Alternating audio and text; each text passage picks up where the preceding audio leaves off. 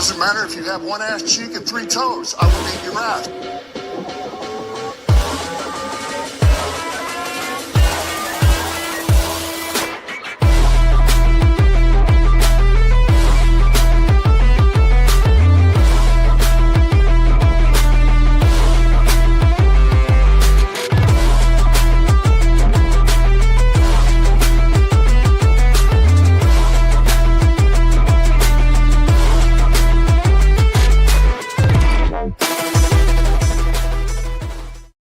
Today's episode is powered by Dre's Daiquiri Shop at Cotton Gin, where Texas flavor meets game day energy. Cool off with our legendary Texas-style daiquiris and load up on the best football food in town. From crispy, mouth-watering wings to your favorite game day bites, Dre's is your ultimate pregame, halftime, and victory spot. Don't just watch the game. Taste the win at Dre's Daiquiri Shop at Cotton Gin. Welcome to the show. This is the One Ass Cheek and 3 Toes. I got my fellas here, Mr. Beastrilla, or B.A., Jay, Chris. Good to see you, Chris. It's been a minute. Fellas, I mean, it's a great day, right? Like the Lions kicked ass. The Tigers won today. And Liz's Texans put a shutout on the Titans. Man, how we feeling, fellas? Feeling good, man. Good in the neighborhood. Yeah. Really good. It's a fucking great Tuesday. What's up, Robbie? What's up, Robbie? What's up, Robbie? What's up? Hey, Rob. All right. Well, we're gonna go ahead and get started, y'all. Let's talk about the Lions whooping 34-10, and just a funny story about the game. So I was watching the first half, and we were kicking ass, and I've had some trouble with my locks, and so I take my friend's dog out to go to the bathroom. I close my door and I realize the door is locked, so I'm locked out. So I did not watch the second half of the game, but I'm literally putting my ear towards the door, trying to go like, yes, what? No! I'm like screaming outside. I'm surprised nobody called the cops on me. But anyways, yeah, a little funny story there. But yeah, the Lions whooped ass. Let's talk about it. 34-10. They flushed those Browns down the toilet. Initial thoughts. We'll start with you, B. Tell me your initial thoughts. Thank you, sir. I mean, the defense. I felt this was going to be the case with this. The defense for the Browns was legitimate. They were pretty good. They kind of stopped the offense a little bit. But it was the Lions' defense that made the difference and gave them short fields. I think I mentioned this before. This is what was going to happen. The defense from the Lions overwhelmed the offense of Cleveland. They got 2 interceptions, 3 sacks. Was it 3? How many sacks? Going to get 3 sacks, didn't it? Yeah, they got 3 sacks. And they basically just pestered Flacco. And, I mean, the only good thing about Cleveland in their offense was the running game a little bit. The rookie Judkins, he was pretty good.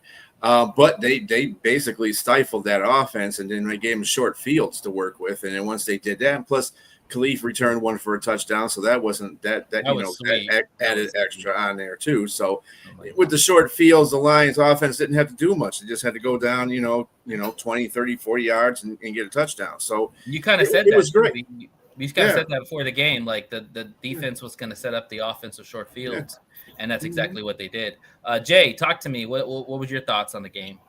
So, game was a good game.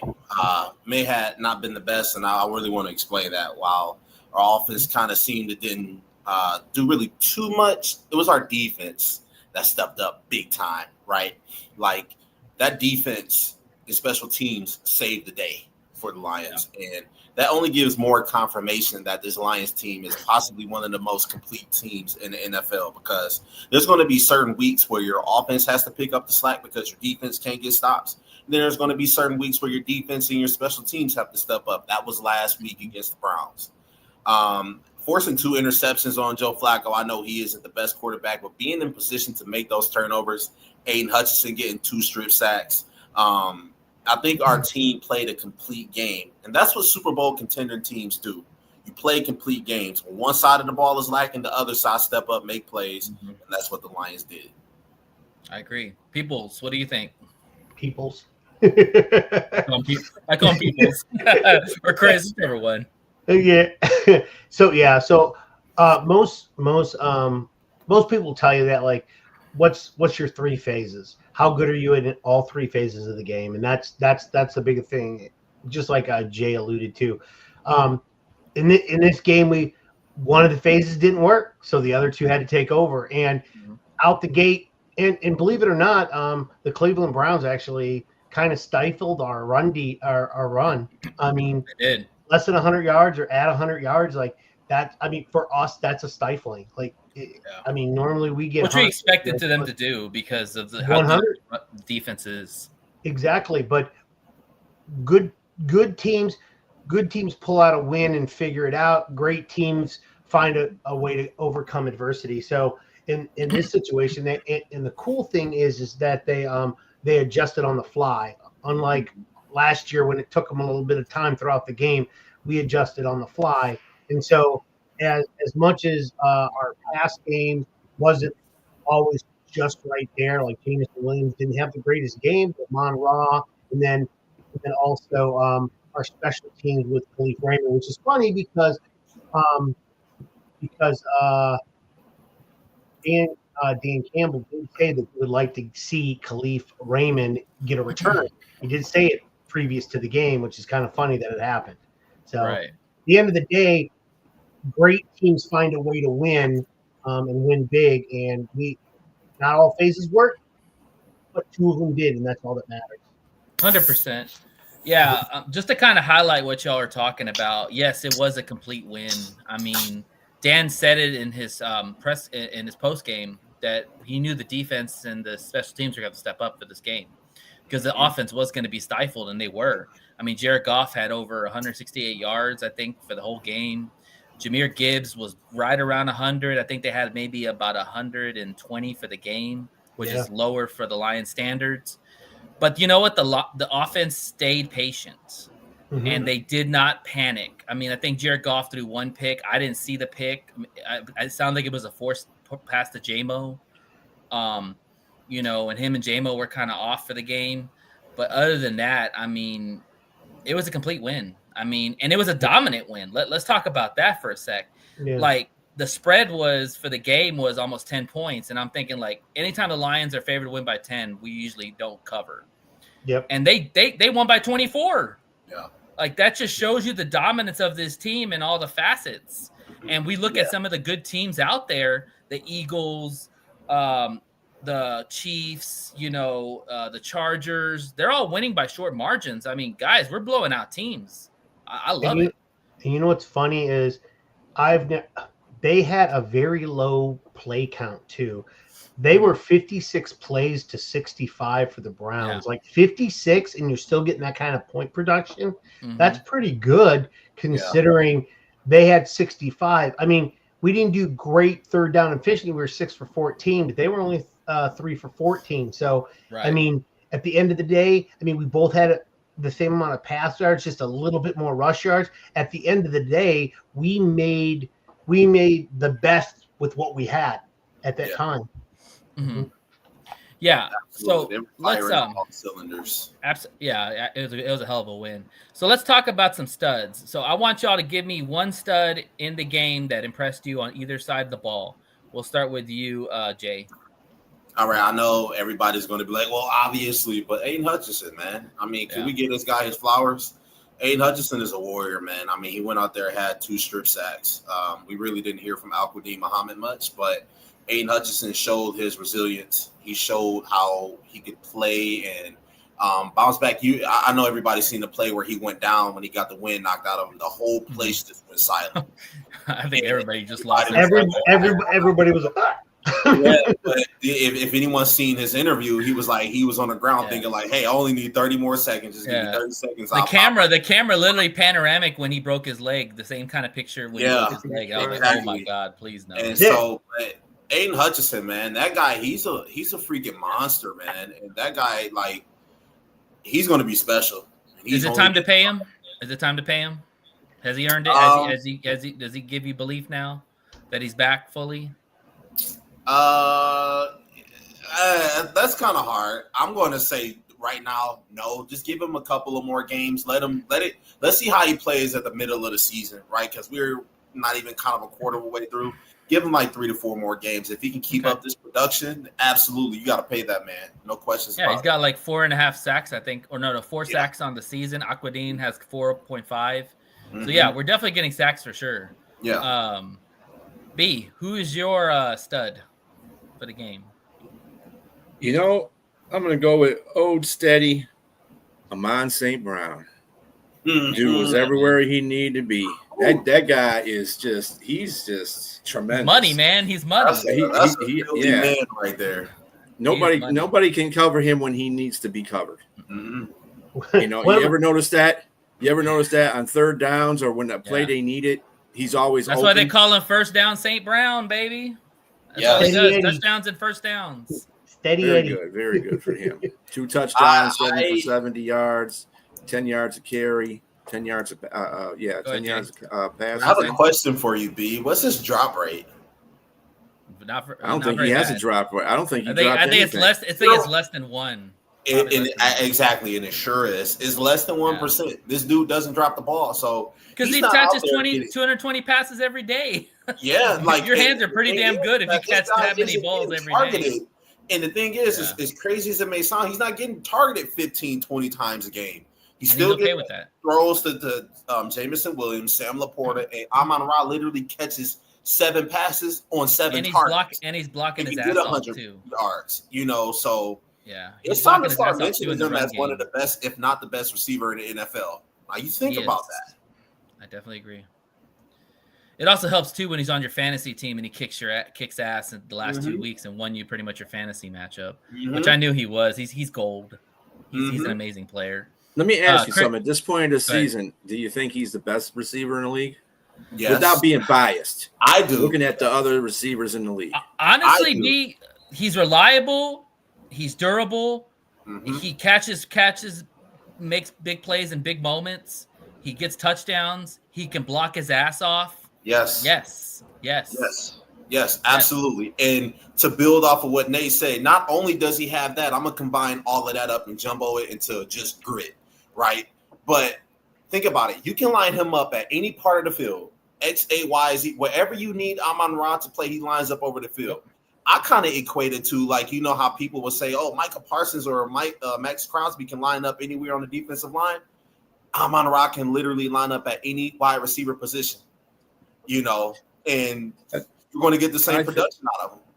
I think right now, at this point in the season, he could be 1A, 1B, or 1C to these two Puka Nacua and he's having a really good year. Njigba for Seattle. He's been stepping another guy on my up fantasy team. Really good. Yeah, he is. So I mean, Amon's got the touchdowns. He leads the league in touchdown right now. So a man that finds his way to get into the end zone. Yeah, he's up has there. 6 right now, right? 7. Wow, he's gonna have like 15 by the season. 4 games in. Yeah. I'm sorry. He's got 6, but he's still got the lead. That's still a lot. Closest to him is Mendoza. He's on 4 games in. Mendoza's another guy you got to give some credit to too. That dude's been on fire. Absolutely, I'll give credit to Odunze. Absolutely, I will not crap on the Chicago Bears at all. Go ahead, Chris. What were you say?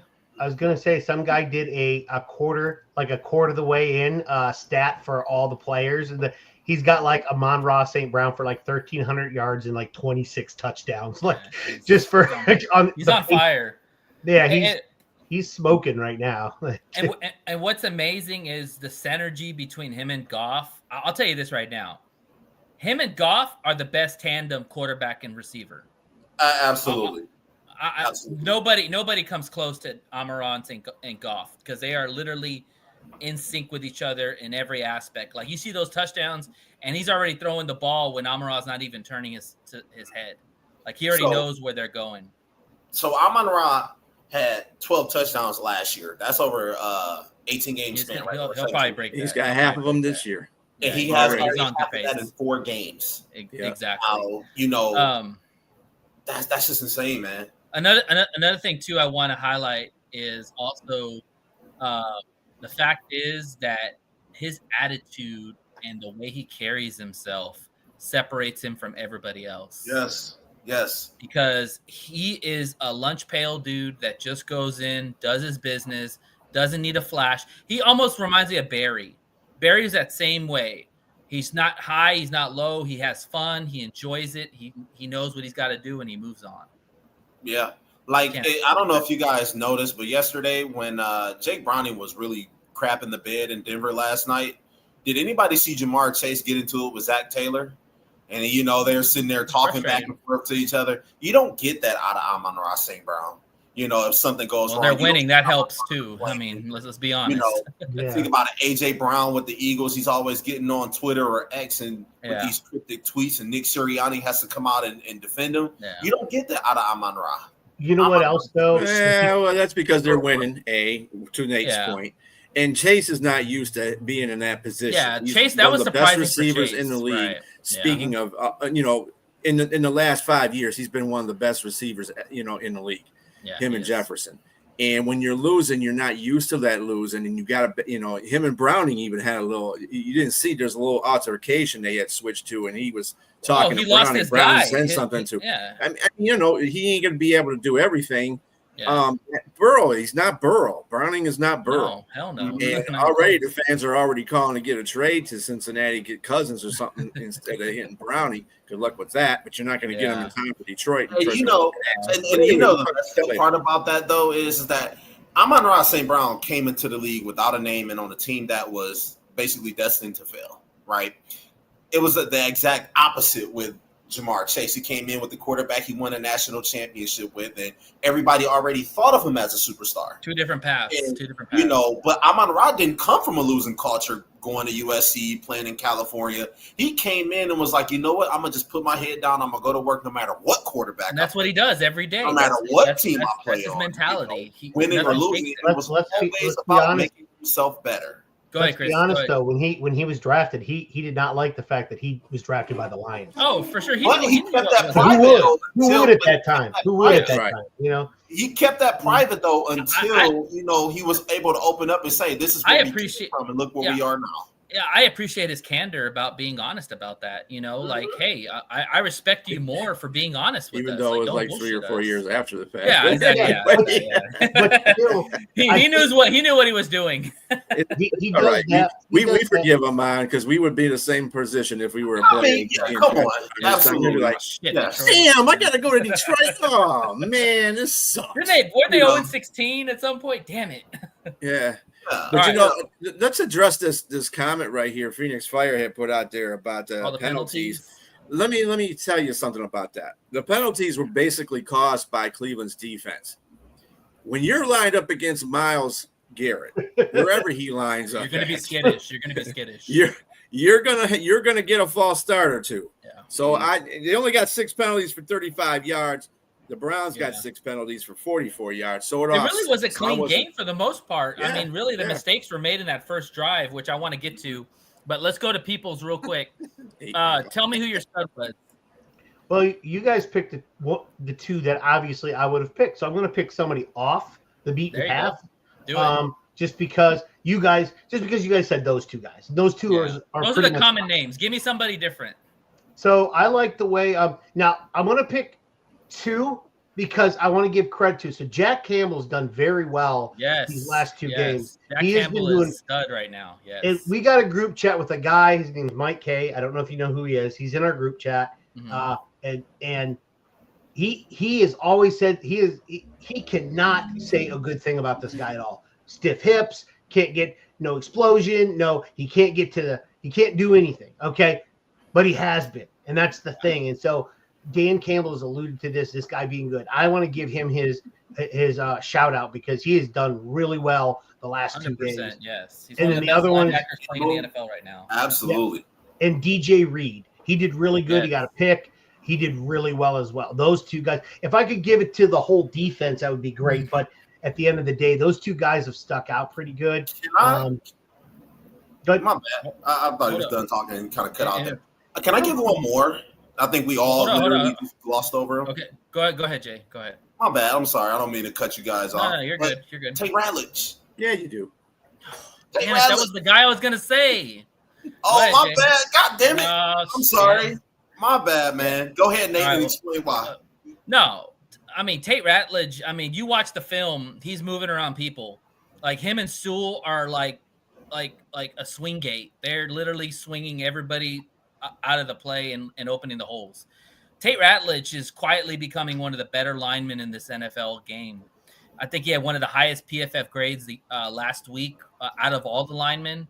I mean, Baldinger. I don't know if y'all watch his tape sometimes, but he highlights the big uglies up front, and he highlighted Tate Ratledge, and he just showed Tate just moving people around.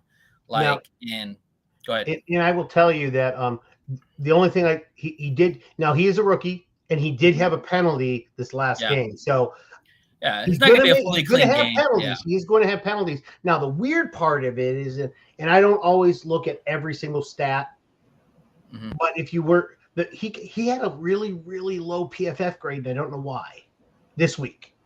I didn't see the grades. What was his grade? It was low again? 56 or something like that. It was really low, and I don't know why. Considering the assignment, that's hard to figure out. That was a good performance because one, Jared Goff still hasn't been sacked in 3 games, and that's pass pro right there. We got to get pass pro. Quiet. That's credit. That's credit to the pass pro.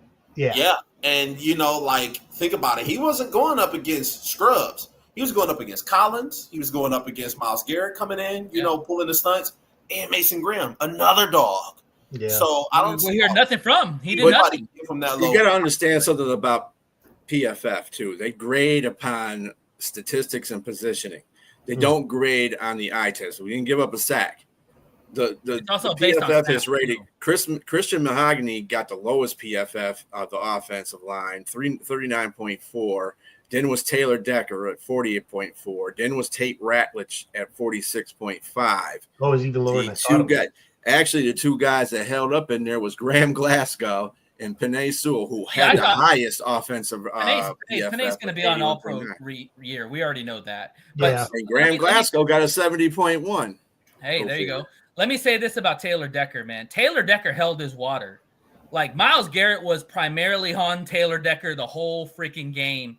And yes, Taylor Decker did give up some leverage inside, but he never let him go inside to Goff. Yep. And that was huge because Myles Garrett is a freaking beast, man. And let us not buttercup everything either, because Decker got help on the edge. They were chipping. There was like 7 guys on that line of scrimmage. So he got help with tight ends and running backs.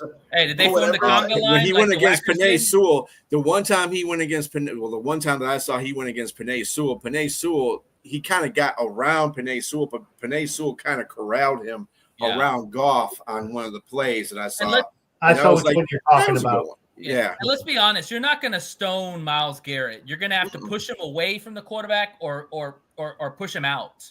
And that's kind of what the tackles did. So they did a phenomenal job in my opinion. They had him going mad. I don't know if you guys seen it at commercial break, but you seen the look on his face. He was exhausted. He was also exhausted too. He had to come out of the game a couple of times. The one thing that's been happening this year, and I made a mention to this at the after the first and second game of the season, is that Jared Goff has become more nimble. He's not fast. He's moving around in the pocket more than he has ever done, and they're placating away from these defensive linemen that are in these edge rushers. So there was one, and I think it was that Penei Sewell one, is where he almost got to the ball. But Jared Goff is like, this is too much time. I got to get it downfield, and he did. Yeah. And Jared Goff runs, and he's a little nimble this year for some reason. They're rolling him out a little bit, yeah. Nimble is probably the after effect of awareness. I think his awareness is really high now. And he's got really good footwork. I think that's the reason why he's stepping up in the pocket a lot more, because his awareness is really high. Because and that's what happens when you get rookie guards. Right. You got rookie guards in there. You got you don't have Frank ragging out at the center anymore. I think I got to move a little faster up here. Well, there was that one play. If y'all remember, there was that one play where Myles Garrett, I think, was lined up either inside or on the end, and they had J-Mo wide open for a touchdown, and Myles Garrett did just enough to to mess up that throw, because if he didn't hit Yep. that throw, Oh, J-Mo's yeah. wide open for a touch. I know which one you're talking about. It was Yeah. so he came around and he knocked Jared Goff's Yeah. arm. Yeah. So yeah, he messed up the got rotation around. of the throw. Yeah. Right. I Yep. think you even said that in the group chat, Nate. I think you even put Yeah. that in our group chat. Maybe. Yeah. Let me ask y'all this question, because this is the one concern I have with this Lions team going forward. I want to know if it's a big concern, no concern, or don't care. Well, not don't care, but little concern or big concern. We're giving up a touchdown every first drive. Concern, small concern, big concern. Something they'll fix Okay. over time. What I'm do not you think? concerned about it. They fixed a whole bunch of stuff since the first game of the season, so I'm pretty certain that's going to continue on through the rest of the games. And here's my question to you: is like I agree with you, B, because in a sense, it's the first scripted plays that they're not been able to adjust to. And then what happens is once Shep sits down with that defense in that second drive, they settle down and he knows what they're doing. And it's pretty much for the last 2 games have shut him down for the most part after that first opening drive. But what do you think Shep has to do to adjust to that? Because I guess it's the scripted plays that he doesn't know what they're throwing at him yet. I think He probably should be more aggressive. That's one thing about those drives that if you notice, he's not aggressive on those first drives. He's kind of playing back. He's probably kind of, playing mostly zone. He's running base defense too, right? Base Yeah, defense. he's running like a base defense just to see what they're going to do. If he was to be more aggressive on that and surprise that team, whoever the opposition would be on the offense, that would probably stave off them getting any first touchdown drives to me. But he's just playing cautious in the first one. Okay, so you think aggressiveness more for him. Okay, what do you think, Chris? So here's the thing. I think we will in some games we're going to stop drives, the first drive from here and there. But I think it's more what you said. I think what it is these are in-game decisions, the stuff that I really, really like. I think if we get lucky and we stop a drive, the opening drive, cool, that's great. But I think there's gonna be a lot of them where they're gonna go down the field on us, might kick a field goal, might get a touchdown, might get lucky.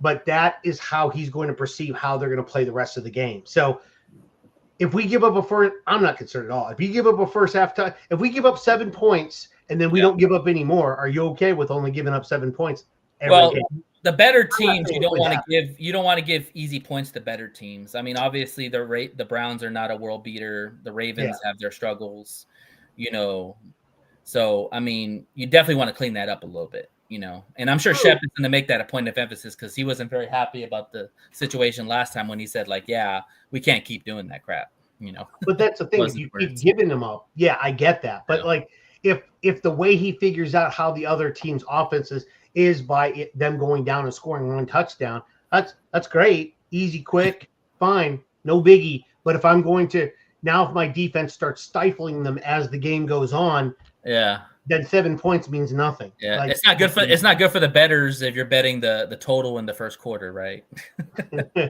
you already know you're down 7 points. If I'm screwing up the bettors, but the Lions get a Super Bowl, sorry bettors. Yeah, at the end of the day. All right. Well, final thoughts on the game. Anybody? It seems like they're going to improve every game. I think right now this team is a team of reckoning. Yes, we're going through that injury period again, where we're having some crucial injuries at a bad time. But I really do think that's the reason why they went on the offseason and got Maddox, and we're talking about the secondary. You got Maddox and we got Roxton. Yeah. I told you guys that was probably the reason why they did that, so they wouldn't have the same effect that they had last year. TA is a problem. He's got to get his stuff together. He can't always start off the game and get burnt for a touchdown, because that's basically where they're going. The first scripted plays are basically going that way. If you ever notice those first drives, the teams are throwing, they're throwing right on TA. So TA has to understand where his place is at. Yeah, great. So you don't do anything else you don't have anything thrown on you for the rest of the game in the second half. But you already had damage dealt on you. He's got to get in there and get his head in the game immediately and say, they're coming after me. I'm gonna make sure they regret that whole situation. Yeah, and he's gonna have to do that.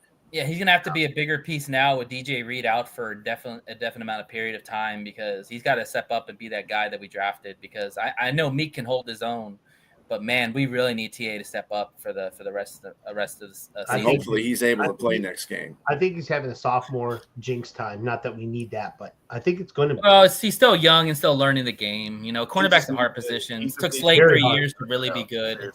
So he's probably on that. He's probably on that projection. Really quick, final thought on the game. I think that this really just solidified this team as a Super Bowl contender. No more sitting at the kiddie table. This is the big boy table. Well, you beat the team. You beat the teams you need to beat, and you whoop their butt. Absolutely. I love that. Anytime you can put 38 points up and you say that that's not your A game right there, that's not your best game right there, you're forced to be reckoned with. So, all right. Awesome. If I told you you're going to be 3-1 at this point, I would be happy with that. Oh yeah, because I would have gave the one loss to Baltimore. Exactly. Yep. So they just lost to Green Bay. Right. All right. So we're gonna move on to the Pick'em segment. Chris, you're gonna join us for the the Bengals preview. Yeah, So Pic'ems if he wants. I'm still here. Okay. It's only I mean, he can give his. yeah, we're gonna do our Pick'ems. So I mean, you're welcome to just kind of chill out, and then we'll talk about. We'll bring you. We'll discuss the Bengals. Hey Liz, what's up? What's up, Liz? Hey Liz, you're a Titans fan. Awesome.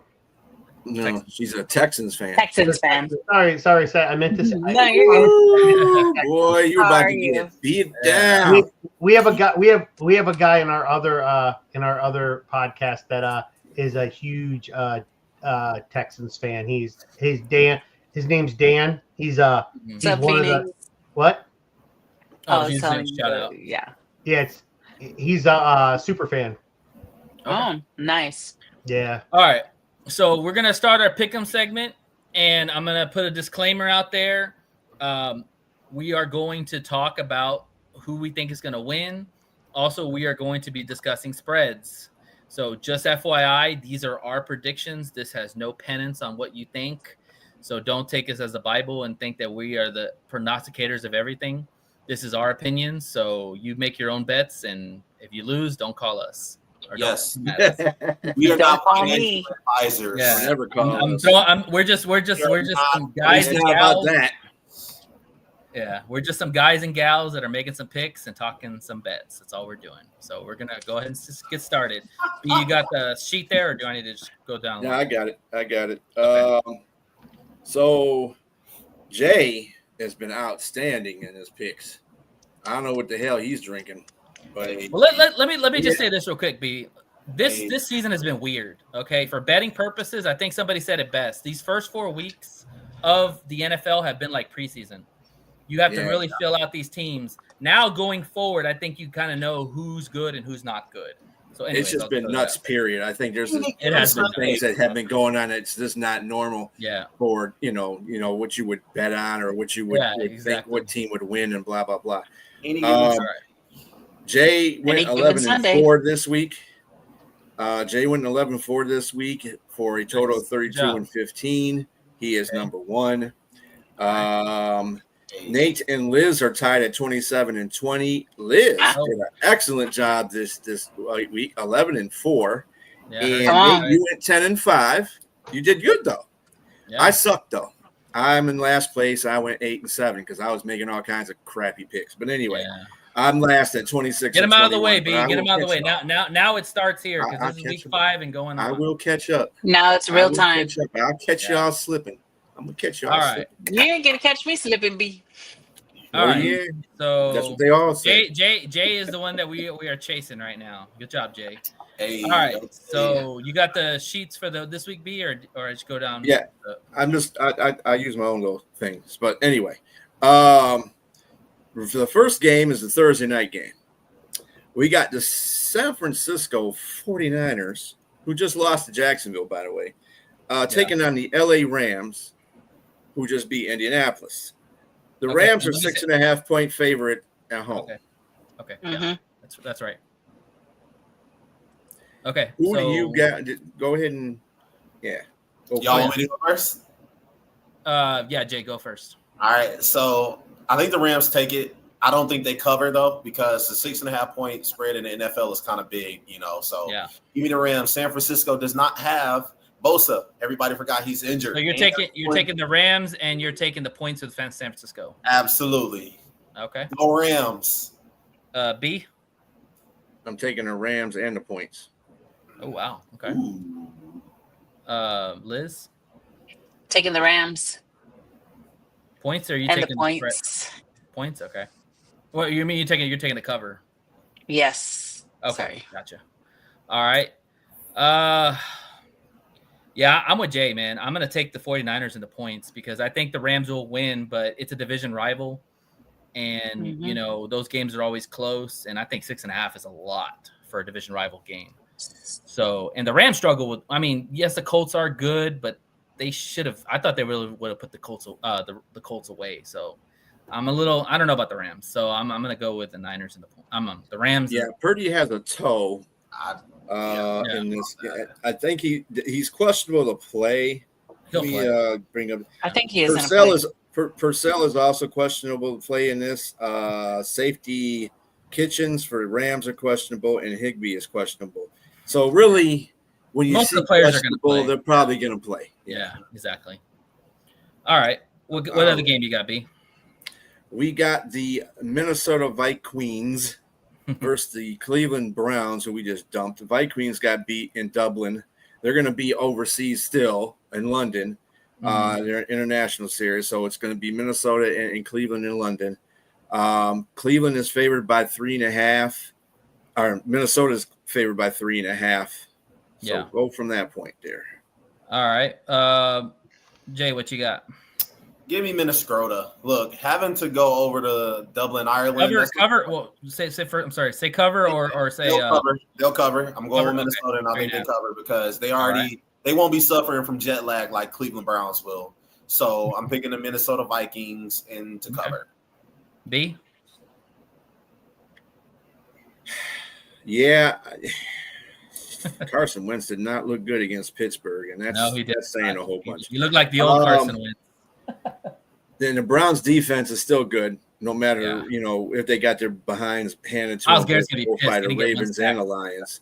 Yeah. I'm gonna go with the Vikings, and I'm gonna go with them to I'm going with the point spread in there too. Yeah, Vikings to cover. Liz, I'm going Vikings, and I'm going cover. Okay.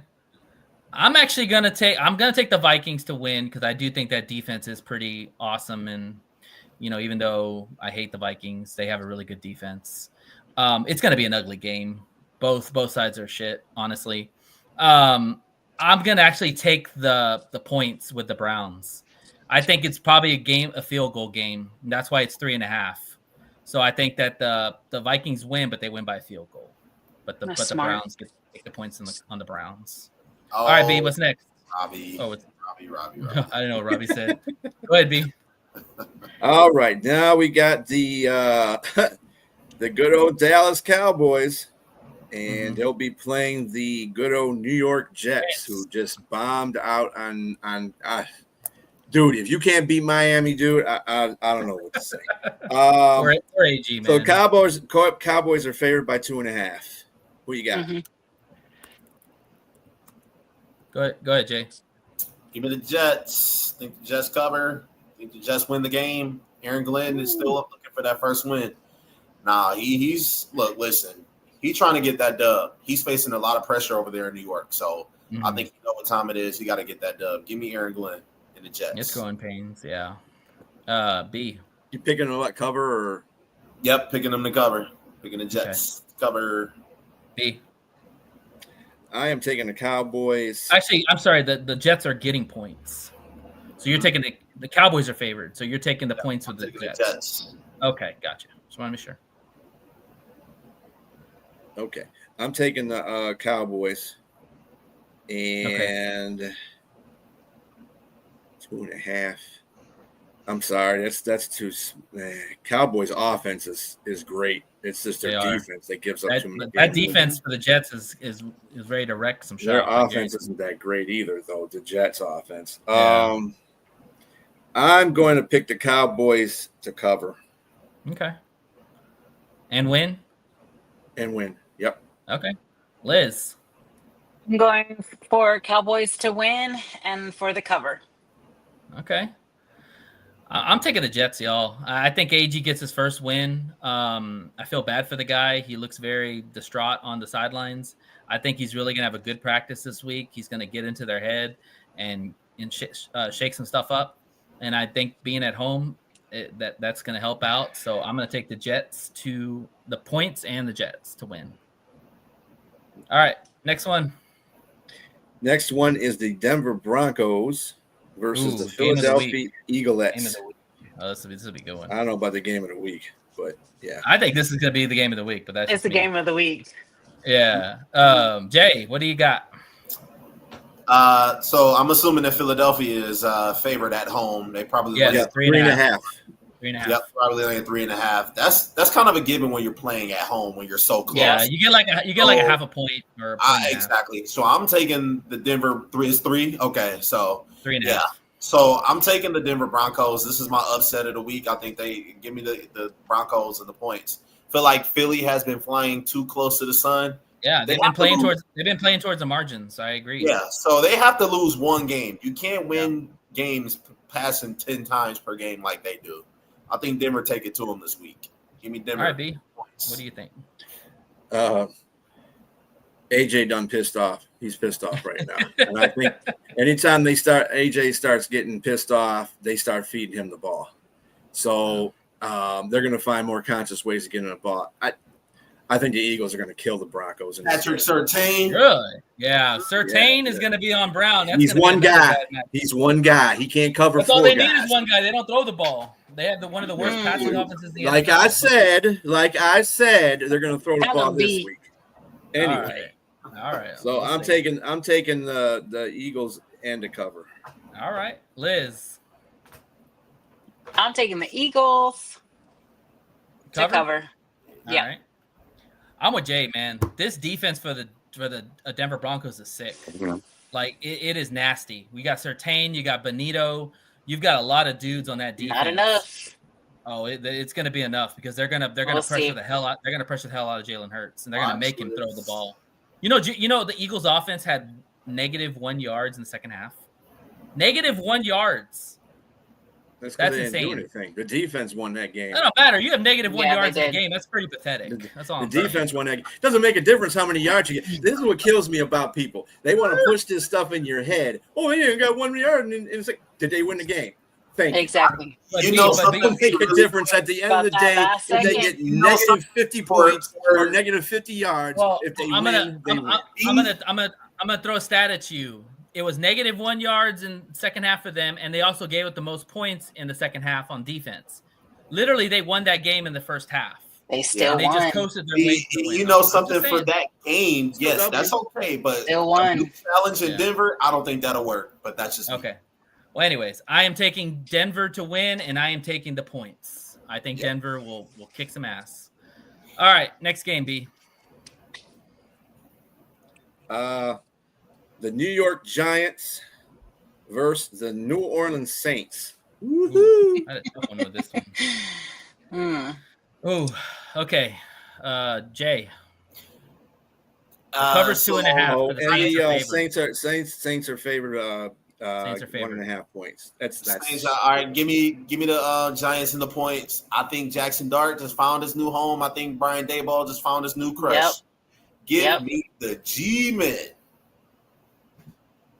to cover or in the points. Gotcha. Well, I'll go next. I'm taking the Giants as well. I said I'm never picking the Saints again this whole season. They can kiss my ass. So I'm taking the Giants in the points. Yes, sir.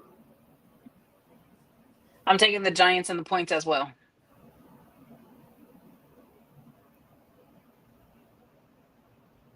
Nate. Nate's frozen. Frozen in time. No wonder I didn't hear his. No wonder I didn't hear his voice. What happened? All right. He looks upset too. He'll come back. Yeah, it's okay. All right, so we keep moving on. Yeah, we'll keep going up. We'll see you. Bear with me. He put on the Chiefs. Google Doc that what he picked already, but not about the cover and the points and all that. So All right. all I know is we're gonna have a Next, good week, right, Jay? Yup. the Dolphins are at Carolina. Mm-hmm. I'm sorry. We're going to go to the Raiders. The Raiders are at the Colts. Okay. And the Colts are favored by 6.5. Come on. Colts. I don't think they cover because, like I said, that's a big spread, and Yeah, you know it the is. Raiders are searching for a win as well, so they're going to be desperate. But give me the Colts. I think that the coach Pete Carroll, he's over the hill, under the hill, whatever you want to call it. I just don't think he's fit the coach anymore. That team is dumpster fire. Give me the Colts, man. Jonathan Taylor might be the most underrated player in the league right now. Straight up. Yeah. Yeah. Yeah, I'm going to go with the Colts, and I'm going with them to cover. I don't think it's going to be a 6.5 point game. I think they're going to win by about 14. Ooh. The Bears barely beat them on. by a point, and the Bears aren't as good as the Colts are. Come on, Colts took the Rams to the end of the game, so I'm starting to believe in these Colts. These Colts got a good defense, they got good offense. Coming back home, absolutely. Yeah. They're coming for my AFC South title, so yeah. Yeah. I'm gonna go Colts as well, and I'm gonna go cover. Oh. Okay. Where's Nate at? Oh, I don't know. Go Indy. Go in. Yeah. Don't say that too loud because you got the Texans. Yeah, you got her right here. No, I was reading. It's okay. It's okay. I mean, I have a feeling that they're gonna be number one this year for our division. So Hey, at least you can it admit is what it is. Hey, I admit when my team is wrong. Right there. Like that's noble of me. You know what I mean? I know. I know when my team is playing trash.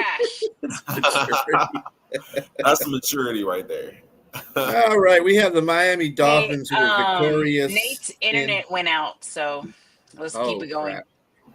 Oh god, and they're eating some butter cookies. Yeah. You gotta be like that. It probably is. Dolphins at Carolina.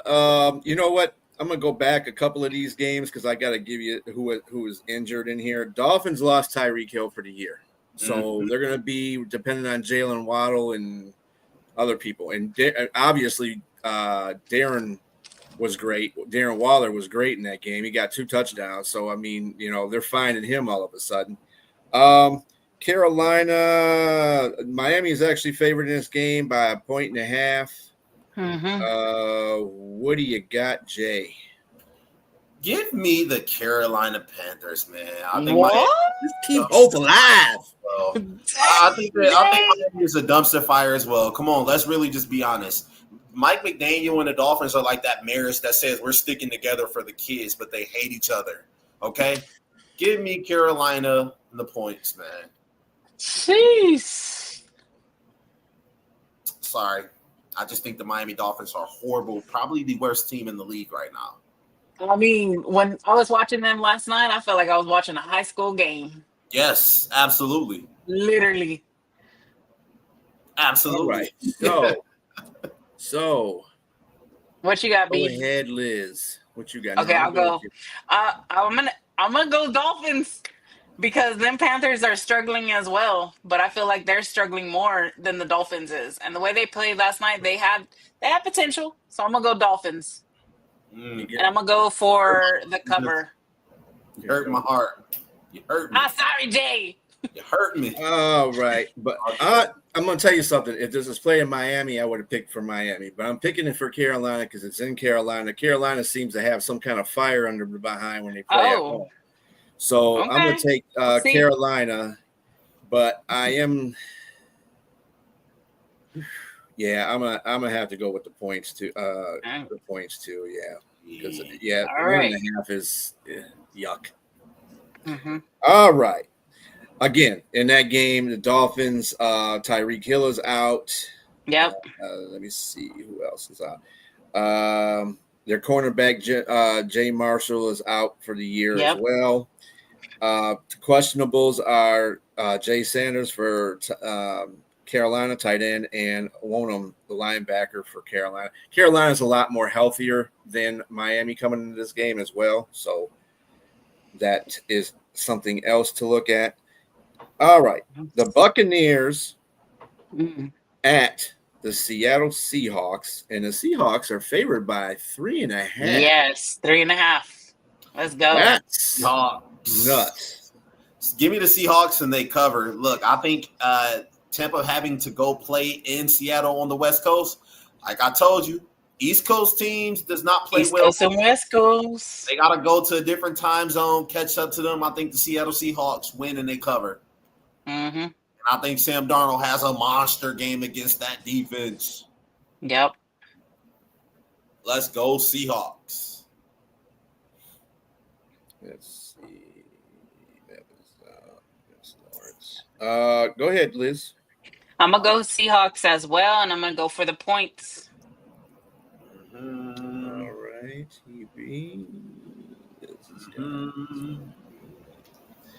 All right. Well, I think I am going to. Oh, you guys covered. You covering, right? Mm-hmm. For both. Okay. All right. Well, I'm going with the Buccaneers. I'm going with the Buccaneers because they'll probably get one of their offensive linemen They back. got a lot of injuries.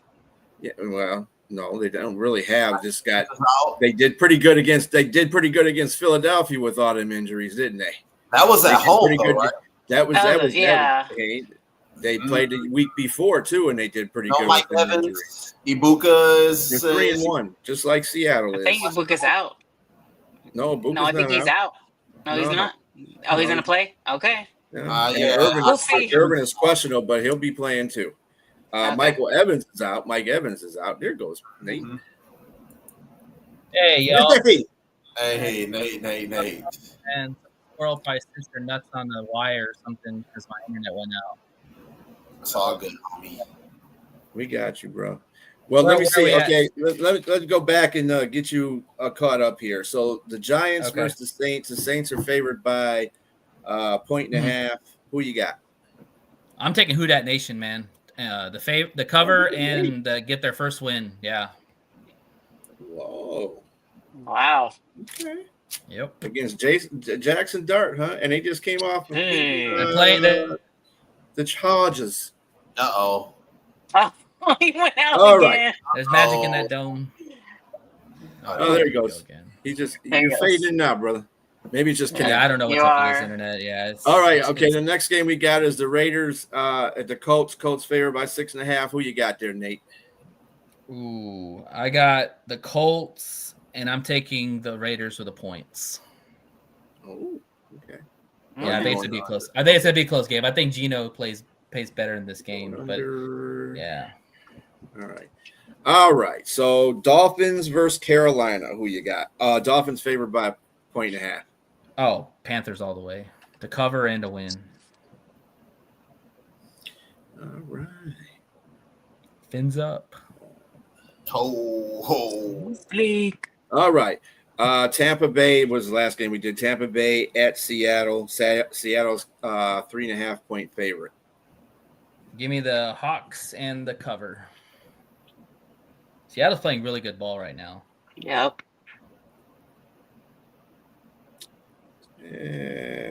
Okay. I still think they're one of those teams that are going to fall off. But anyway, that's besides. Tennessee Titans at the Arizona Cardinals. Give me the Red And Birds. the Cardinals are favored by 7.5 points. Mhm. That's a lot. That's a lot to cover.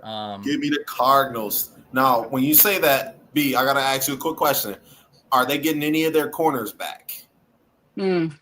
We don't know. Who the Cardinals? Yes, because they lost like 3 corners. They were down a couple corners when they played Seattle. I don't think it's going to matter, Jay. They're playing There's Ward. a difference with the Titans, Jay. I mean, I really? know that Kyler Murray, he's hungry and thirsty for a win, and I think they kind of pick up and they get the dub against the Titans. I just don't think the Titans are good. Now, that may be the worst team in the league right there. So, Cardinals to cover. All right, you got Cardinals to cover. Mm-hmm. All right, what about you, Nate? I'm going to take the Cardinals to win, but I'm going to take the points. I think that 6.5 is a lot, and that Cardinals team has not really shown me a lot. And if there's anything that Titans has, is a decent defense at sometimes. So they still got Simmons. So yeah, give me the Cardinals and the points for the Titans. All right, Liz, what do you got? I might go Cardinals, and I'm also going to go points for the Titans. Okay, so you got under. All right, I'm taking the Cardinals. That's a no-brainer. But yeah, I think I'm gonna go with you guys with the under on that one because I can't see them. That 7.5 is too much for Cardinals. And Cardinals don't really have the greatest offense in the world either. Yeah, they really didn't show me a lot against the Seahawks. And Kyler Murray is running around like crazy. Did you get some over-unders in that game? Yeah, probably. The point spread is for that game 41.5 total points in the game. Under. Oh, so, I'm thinking on mom. Yeah. Well, anything under 7.5. No, he's talking about the total. The total he's talking about. Give me the under. Total points in the game. Total points in the game would be 41.5. That's what they have. Yeah, I'd take the under on that. But I would take the under on that too. Yeah. Yeah. All right. Where are we at now? Did we catch up? Washington. Yeah, you caught up. Okay. You're caught up. Okay. Cool. The Commandos, the Redskins versus the Chargers. Jay, what do you say? Give me the Chargers. It's in LA too. Yes, it is. First game back going on the West. We don't know. We don't know if Jaden's gonna play. Give me the Chargers. Easy money. Cover. And cover. Because I know they're favorite.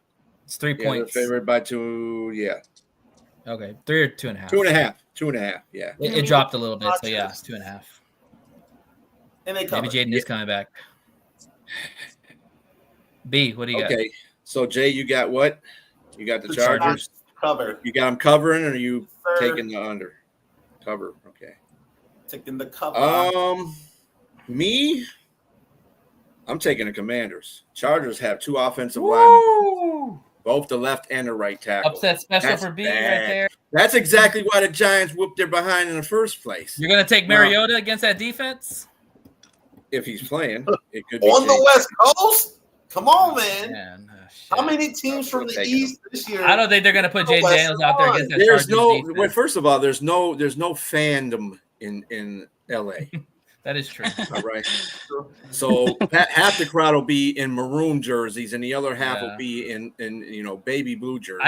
I think they sit out Jaden Daniels because they don't want him to go against that defense. That defense is pretty nasty for the Chargers. Mm-hmm. The Giants didn't have no problems with it. I don't think the Commanders will. Mm-hmm. So I'm taking the Commanders, and I'm going to take the. I'm gonna take the over. Well, you're taking the points, so you're taking the command. You might as well take. Yeah, I'm gonna take the Commanders. I'm taking the points. Yeah, that make no sense.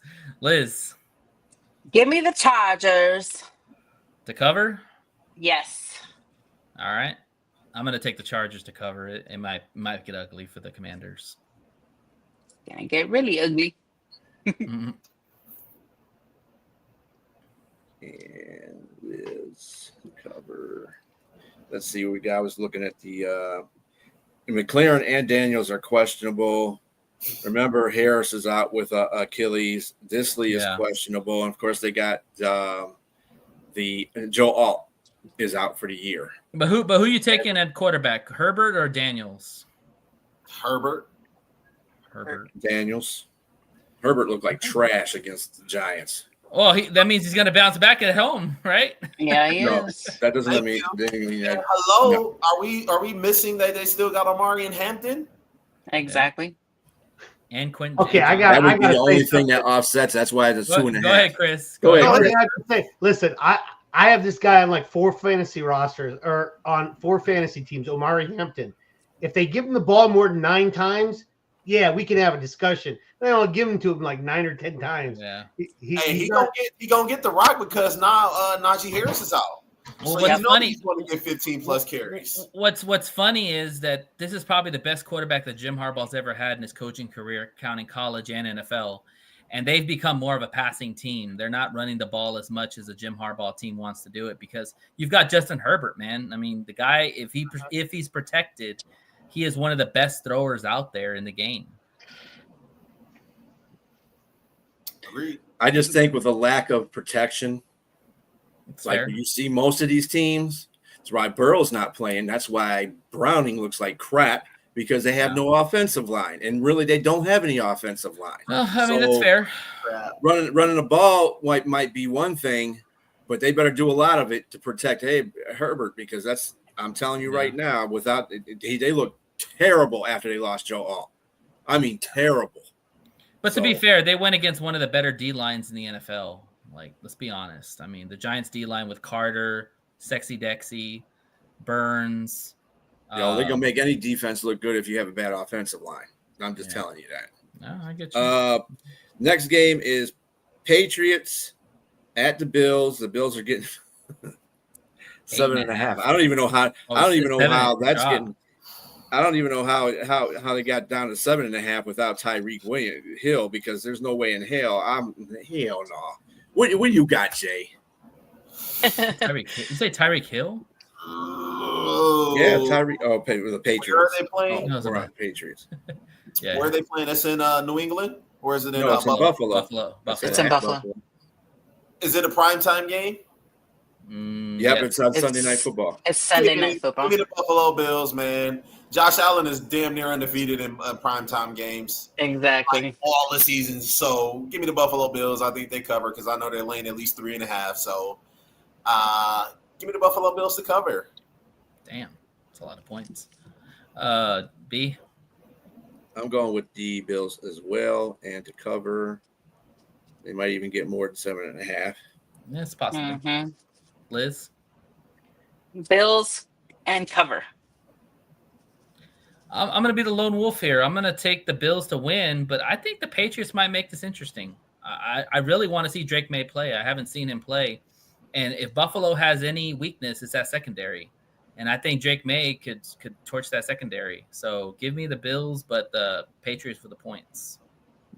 Not so fast, my friend. Bills are not bad against the pass. They're horrible against the run. And their pass looks suspect at times. Yeah. No, they're dog. If you looked at the first two games that Buffalo played, and you know why Miami kept that game close? Because they were running the crap out of Shane. Yeah, and Shane was killing them. And the same thing with the first game. I know it was Henry running, but still, he got a lot of yards from them.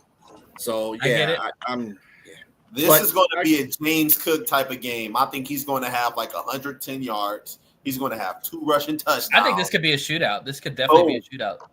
The total's 50, guys. What does that tell you right there? Taking over. Yeah, for sure. That tells you shootout right there. So yeah, I think Drake May's gonna. I think Drake May and Josh Allen are gonna duel it out. It doesn't mean it's going to be a shootout. It just means that one team's going to score more than the other. I think it's going to be. I don't know, man. I think people are sleeping on the Patriots, man. Like Vrabel is gonna have that team ready, but we'll see. Yeah. He did good against the Panthers, but it was the Panthers. But anyway, let's see. The next game would be the Monday night game before we get to the Houston-Detroit game. We got the Kansas City Chiefs versus the Jacksonville Jags. Give me the Kansas City. And the Chiefs are favored by 3.5. Give me the 3.5. That's it. Yep. Yeah. Give me the Chiefs. They're good. Yeah. I think that they're getting healthy. With Worthy coming back, I think they're going to kind of pick up a little steam. I don't see Jacksonville going to the Arrowhead and beating the Chiefs, man. That is a tall task for anybody. No, they're in Jacksonville. They're in Jacksonville, dude. Are they in Jacksonville? Really? Still give me the Chiefs. It's Duval. And if you're favored on the road, I think the Chiefs. That says a lot. The Chiefs can go into Jacksonville and Duval and still win. Patrick Mahomes, man. It won't be pretty, but they'll still win. You rarely ever see the Chiefs as a dog. They can be like a 27-20 type game. All right, B, what you say? You got them to cover, right, Jay? Yes, sir. Okay, I'm also picking the Chiefs to cover. A 3.5 is low. Sorry, that's too low. Too low? Ain't a lot. That's too low. 3.5? I think that's disrespecting. Jacksonville ain't crap, dude. Okay, they play a good team. They're gonna get busted out. They played last time they got beat. They went into 49ers and beat the crap out of them. It's 49ers. Yeah, like 49ers are fool's gold anyway. I like Chris, that 49ers. Yeah, Chris. Yeah. Hey, buddy. I know you got to hop on to the show. Hey, appreciate you coming on, boss. Yes, sir, man. Appreciate you're welcome. Yeah, you're welcome anytime. Yep. Bye, Chris. It was nice to meet you. You're on mute. Probably we on can hear mute, you, brother. boss. There Thanks, you go. guys. Sorry about that. I've done that once or twice. You're good. Nice to meet you, Liz. I'm actually might be moving to Houston, Texas, so you never know. What? I might. When I retire next year from the military, Houston is one of my options. So, Awesome. Yeah. All right, man. Doesn't mean I'm Sounds going to be a Texans fan. I'm still Lions. No, we don't. You don't have to be a Texans fan. We can just be friends. Chris, you You're moved good. down here. We'll have to have some beers. All right. Maybe. All right, Maybe. buddy. Take care, All right. man. Yep. Have a good one. All right. You too, Chris. Thanks a lot, man. Thank you. Yeah, it's great seeing Chris, man. I haven't seen Chris since Yeah, the it summer. was. Yeah. Good deal. No. All right. Where are we at in the picks? We're still on Kansas City and Jacksonville. We're waiting for your pick and Liz's pick. I'm going to take the Chiefs. Man, this is kind of tough. I went back and forth with this because, I mean, the Chiefs haven't played really good football either, y'all. I mean, they played good against the Ravens, though.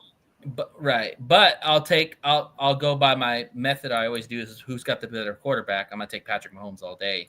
So Patrick Mahomes, I think I'll take the Jaguars with the points. I think it's going to be close. I think the Chiefs probably win by a field goal. Wow. Yeah, I think Jacksonville steps up, man. They don't get a lot of Monday Night Football games, and I think they're going to get up for this game. So That's where All right. That's where Mahomes wins, though. I'm gonna take Taylor Swift's team, Taylor Swift's man, the Chiefs, and Cover. I'm gonna go for cover. all right, and All right. Now we're going to go to Liz's team, the There you go, Houston Texans. They are at Baltimore We're Ravens, on the road. Lamar and they're Jackson favored. probably will not play. and they're favored out. by a point and a half. He's out. Yeah, Okay. Lamar Wow. is out. I'm taking Texans. Let's go. You sure Okay. they're out? Yep. Nobody made a Yes, definite Lamar decision is on out. that yet. Cover. Who said that? I ain't seen nothing that says he's out. He's more likely not going to play. Yeah, He's he's- ruled out. Is he out? Because that actually says a lot. Oh, it doesn't say doubtful right here. If the Okay, favor, Bear if Smith. the No. cover is 1.5 and they're favored the Texans, that tells you right there. Yeah, I think the Texans get it done. I think they can win a tight game. You know, no matter BK, no Lamar Jackson, a couple of their defensive players are out. Man, give me the Houston Texans. I don't think it can get any worse from Baltimore. So Let's Cover? go. To cover, you taking the points. yeah, I'm taking them to cover. All They're right, favored, B? so they're covered. I got who is their backup quarterback? Oh my God. Still it's Henry's Rush. still playing. It's Rush. It's Rush. Cooper Rush. It's Cooper You know Rush. what? I have to succumb to the impungence on this one because we even without the betting angle going on here, I still see that Ravens offensive line is banged up. It looks like they're not gonna have Lamar, and it's doubtful they're having Roquan Smith coming in there. So that Roquan hampers their probably out, defense. too. I'm going Yeah. with the Texans. Let's go. I'm picking them to cover too. Yeah. All right. Well, this is probably where we're gonna lose. We're gonna lose a pick. Yeah. I'm taking the Ravens at home. I know Cooper Rush is playing, but you still got 22 back there, and the Texans' defenses look suspect at times. And let's be honest, the Ravens Tank is need to wake up. back. Hold up, he's not going to play this week. Let's be honest, the Ravens need a wake-up call. I mean, that defense has been ass. Like literally, the Lions shredded them, the Chiefs shredded them. I think they come home, show some pride, and if you get pressure on Stroud, it's good night for the Texans. And I think they still got guys that can still get pressure The inside. Redbirds, Robbie. Wow, how disrespectful. Mhm. So yeah, give me the AFC North 8. Yeah, give me the Ravens to win and the points.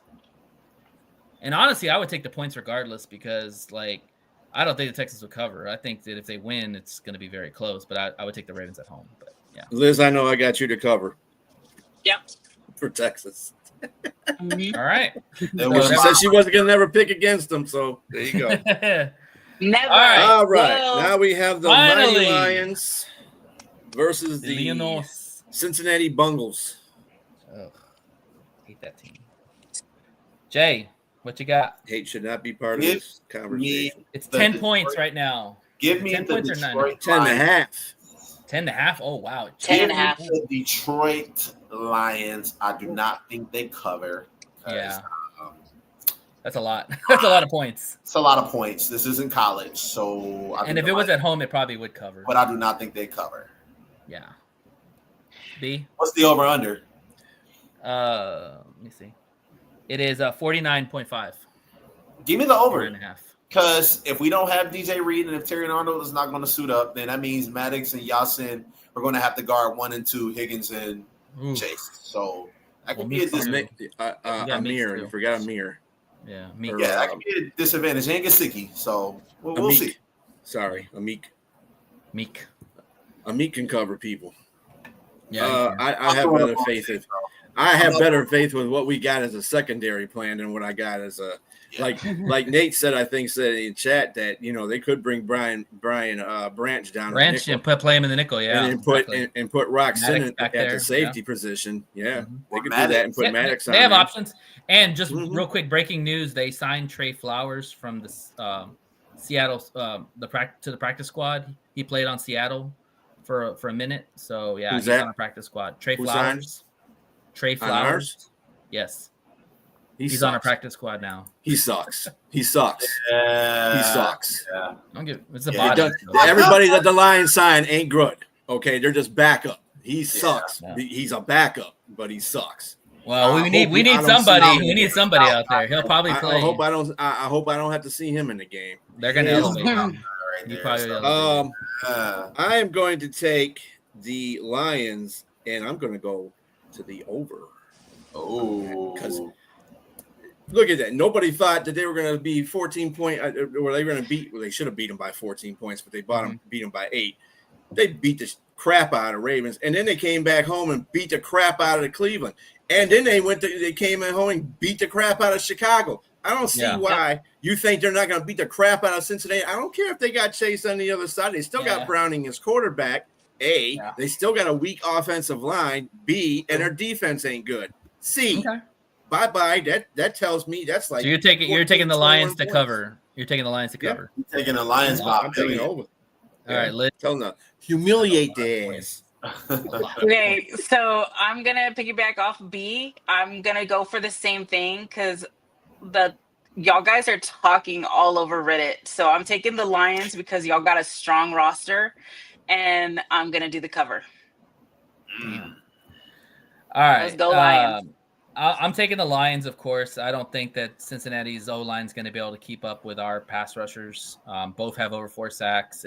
Shep's going to bring hell to Browning. But I think 10.5 is way too much on the road. I think Cincinnati's got some pride, and they show up in this Hail game Mary's for a little full bit. grace. Yeah, they'll show up. Them MFers don't have no damn pride right now. Hold up, just got beat 28-3. Let me finish. Come on. Exactly. They got their ass beat, and usually when teams get their ass beat, they show up the next game. So what I'm saying, that's not true either. Look at Miami. How many times they show up? well, Once. they showed up and beat. They won the last game, and they got their ass beat before that. But they lost 3 before that, though. That's what I'm trying to say. So obviously, showing up is not going to help you good out. teams that get their ass beat show up the next time. Anyways, Well, Cincinnati's not a good team. Doesn't matter. What I'm trying to say is that I think that the Lions play it close with them for a little bit, and then they wake up and beat them. But I still think 10.5's a lot. So I'm going to take the points with Cincinnati, and I'll take the Lions to win. All right. Okay. All right. Any given Sunday. Yep. So that wraps up the pick'ems. So we'll see who's on top. Right now, Jay is on top, but we're all trying to chase him. So, Liz, thank you. We'll see you for your segment. And Of course. See y'all guys. We're gonna talk some Bengals. Yep. All right, guys. let's dissect this game a little bit. We know that the Bengals are bad. We know that already. We know that their line is bad. They still got 2 stud receivers. Brown's still back there. They got Gesicki, like you mentioned. Defensively, they still got Trey. What do we have to do? What's the key going into this game? I think that the Lions just got to make Jake Browning uncomfortable. As long as they can make Jake Browning uncomfortable, that team will do absolutely nothing. And with that being said, you cannot make – and the Lions have a history of making kind of pedestrian quarterbacks look like Hall of Famers. They have done that a couple of times. So don't let that happen this time. Make them uncomfortable. Make their lives hell. Be so aggressive and so smothering that Chase Brown, after the game comes – not Chase Brown, but Jamar Chase comes out and says, you know what, give me a trade. That's how smothering and relentless I want them to be. They just signed him and he wants a trade. I love it. Seriously. But, on an all seriousness level, just make them uncomfortable. Make their offense look like what it is. They don't have their quarterback. They're struggling right now. So make them uncomfortable. Our defense needs to step up big time right here. Yeah. B, what do you think? It's the same game plan they should use against Cleveland. Obviously, their defense is going to have to step up because their offense. Chase is going to get his. Okay, he's like it's just like the Michael Jordan rules. Michael Jordan will score 60 points, but as long as the team don't win, that's all that counts. But with Chase, he'll get his touchdown maybe. Higgins will get a couple of catches. Yeah, but they're going to make it very uncomfortable for Browning to even be passing. They're going to definitely. Bottle up Chase Brown. He'll be bottled up. They're really good against the run. I think the Lions are like 6th right now against the run. So yeah, I just right now the Lions are playing a top heavy and Jay, to your will they make pedestrian quarterbacks look good? I don't know when that was because they haven't done that in ages. So this is not one of the times they're going to. They made Flacco look good for a quarter, and then he shut his ass down. But again, that was the first. Look good for a quarter. Well, that was 2 interceptions is not making a guy look good. But that first drive, I go through the whole over the. I don't take games at a quarter at a time. I take games for the whole of it. Okay, so if they won 34 to freaking 10. Yeah. Flacco threw 2 interceptions and he looked flustered every time he threw the ball. Yeah, after that's that, what you want to do. Right. And they got a fumble from him, a couple of fumbles from him. Sure. So no, and Flacco's a better quarterback to me than Browning. So think about that. Yeah. So they're both bad, but yeah. So I actually think they need to take a different approach.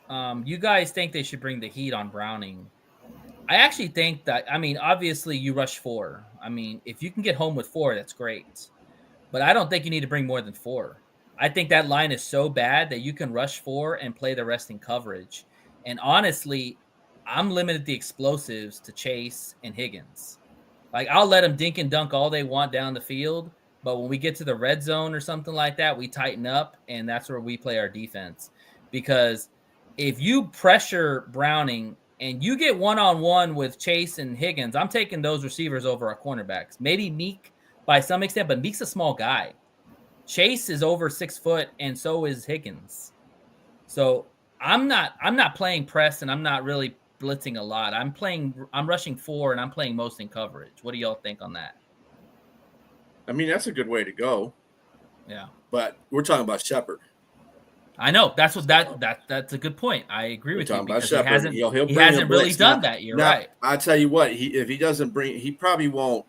He'll probably rush the 4 and blitz occasionally, because he understands the weapons that they got outside. Exactly. I don't think Noah Fant's playing in this game either, so that's good. That's one receiver they don't have to worry about.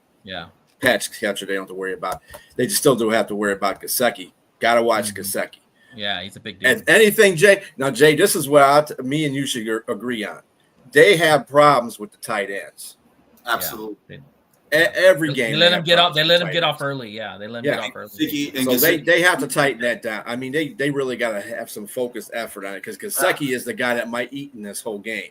Yeah, because if we're trying to do a 2-man coverage on Chase and Higgins at the same time, guess who's running through the middle of the field? Yeah, I think also too that's where Jack Campbell comes into play. Like Jack Campbell, I think he can match up with Gesicki. The thing is that when the tight ends are leaking out, it's kind of like it's hard because you've got guys that are playing man to man on your receivers. And if you look at football, tight ends are where people get a lot of their points because it's very hard to cover tight ends. Most people don't have linebackers that can cover foot speed or size of a big ass tight end, So, but the thing is, if you watch the games, they let them get off early, but then you don't hear from them. And I think that's Shep adjusting to the offense, or he's actually bringing the heat, like you said, B, and they're having to keep men inside to protect the quarterback. One thing also too I want to bring up is Browning can run the ball. Like he's not a statue. He's not Joe Flacco. He can move a little bit. He's kind of like a Baker Mayfield. He kind of like has a little Baker twitch to him when he can run, when he gets an open space. Are y'all favoring more zone or man to man? I know Shep loves man to man, but are you playing more zone in this game? If we're rushing forward, I'm taking a man to man. You understand? And if you think that our defensive line is good enough to win their one-on-ones, I'll take the man. Well, they need to win their one-on-ones if you're playing man-to-man with Chase and Higgins and Gesicki. So I will favor more of man-to-man because if we're expecting Aiden Hutchinson to step up, or not step up, like play his game, all right? If Al-Quadin Muhammad plays his game, we expect him to get in the backfield in like 2 seconds. Mm-hmm. So if he can get there, make him uncomfortable and rush, I will favor more of the man-to-man. Don't give him over 3 seconds to pass the ball. Because if that happens, then that's when you're going to get picked apart. Yeah, we can't have our cornerbacks be out there on an island that long. Hell no. I like that, Jay. I like that, Nate.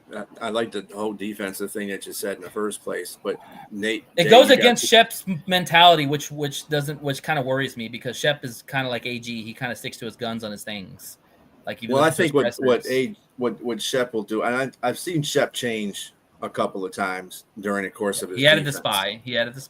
Yeah. But the thing that I want to say about that whole situation is Shep is going to probably blitz in this situation. He's not going to blitz as much as they've been blitzing, but he's going to probably blitz enough and catch them on non-blitzing downs and catching on non-passing downs and blitz. And either they're going to run the ball and run right into the blitz, or they're going to try to pass out of that, the non-running, the non-passing sort of situations and try to pass out of them and get caught with the blitz. I think Shep's going to try to surprise them with that. But between you and Jay, I think that would be great. I think that the 4-man rushes would be good, and then the man coverage would be good too, because then they can double Chase and Higgins at times and still not really worry about, especially if they play nickel man. They play nickel man, that would be great. Yeah. So, also too, let's talk about the defensive side for them. Outside of Trey, are you concerned with anybody really in the defense? Hell no. I'm not even concerned about Trey. Let him get his little sack. Fuck that guy. We haven't gave up a sack, B. We don't want to give up any sacks. Nope. That's true. If we didn't get one against Garrett, the hell we should be giving up one against Hendrickson. I agree. I agree with you on that. How do we attack the defense for Cincinnati? I think running the ball was sufficient because I think Denver did a pretty good job of running. Not Denver. Yeah. Was it Denver? Yeah, Denver did a pretty good job running. And let me tell you something.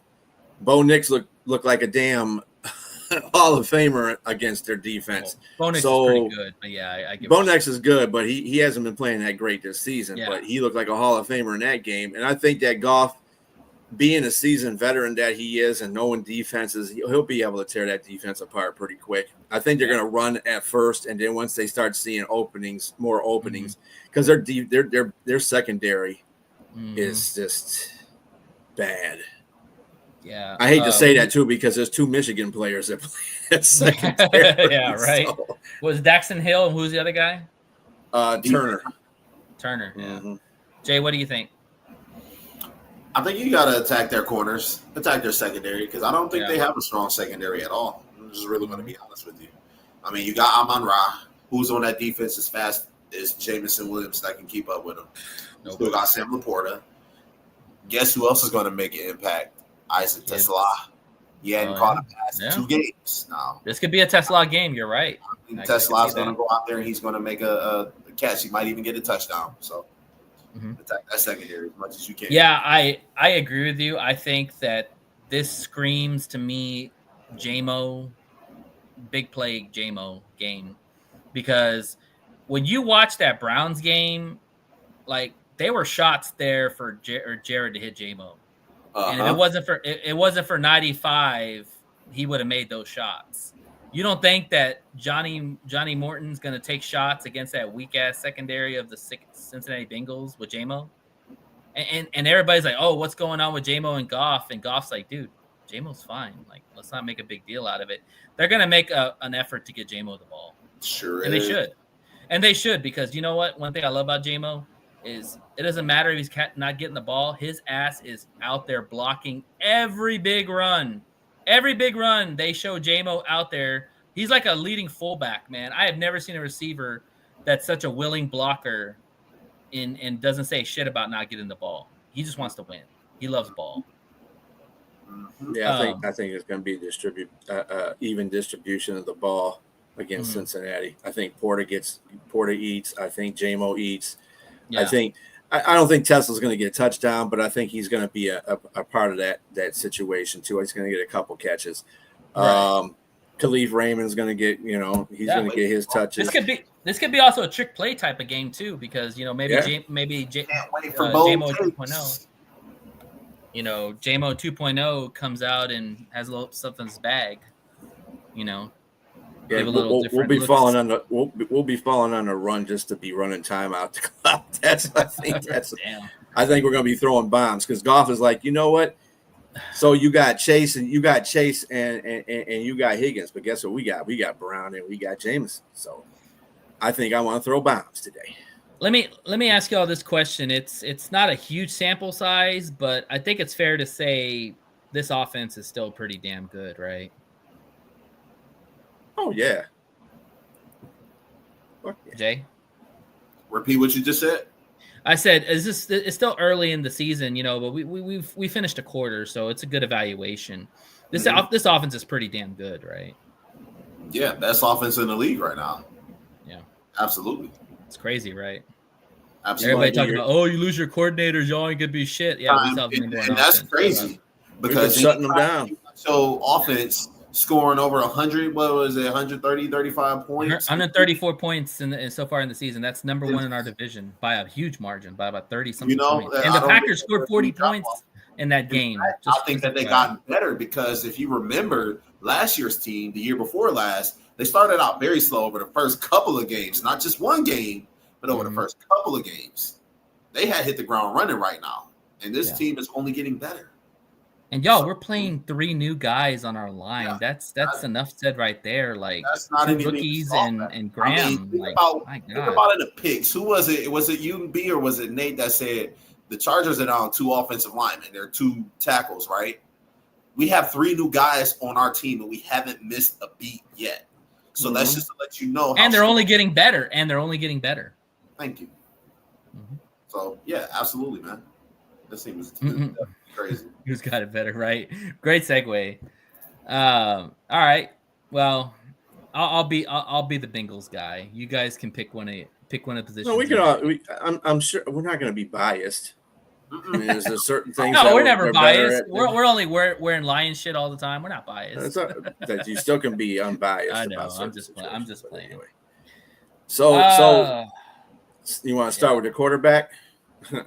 yeah, that's an easy one. Goff. Yes, Goff. Yeah, that's Detroit. Goff is the best quarterback in the NFC. I don't care what anybody fucking says. He's the best quarterback in the NFC. Probably in the NFL at some point too. So. Well, I know Stafford is up there. And Josh Allen is too, but he's probably top 3. And well, you said an NFC. I'm not talking about the NFL. The NFC, yeah. Oh, I mean, he might. I mean, Stafford's probably his only closest. Baker was to a point. Would you take right now Stafford or Goff? Goff. I'd take Goff because of his offense.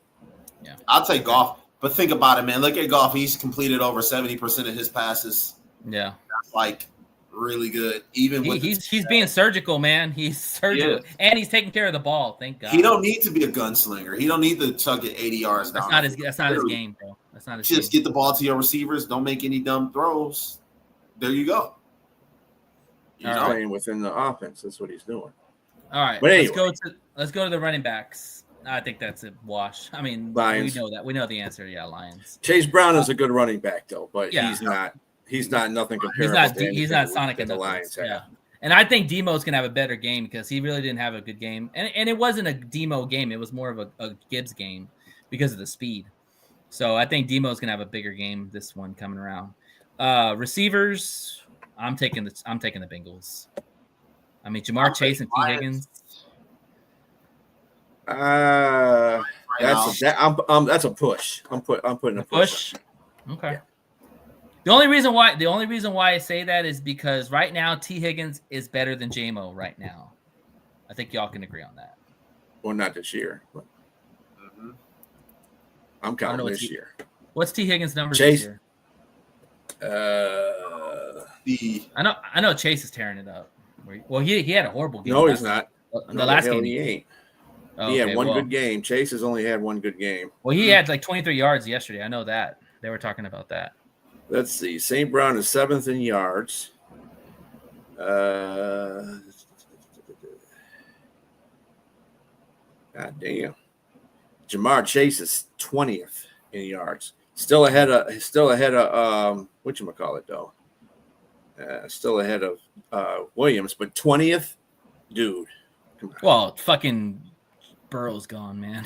Burrow and Chase are like peanut butter and jelly for sure. Yeah, exactly. Yeah.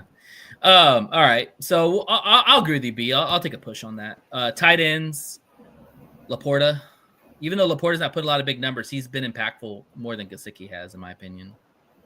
He gets you a lot of first downs, and he's a hell of a blocker. Nobody talks about his blocking either. Yep. O-line, that's the Lions. We know that already. Yep. D-line, Lions? Lions. Yep. Dude, shout out to fucking Williams, man. I love this guy, man. He is blowing shit up, man. Just like I saw in Ohio State, man. Another gym for Brad Holmes, man. Another flower in his cap. Just nasty. Yeah. And Aleem is on the way too. So imagine that rotation of Reader, Williams, Mack, and if Wingo ever gets healthy, man, let's go. All right.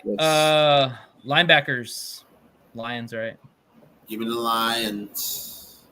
Secondary. I mean, there's really nothing that the only thing that we can do a push on is the receiver. So that tells you a whole bunch about Cincinnati right there. We should whoop their ass, right? Yeah. So on that note, let's go to predictions.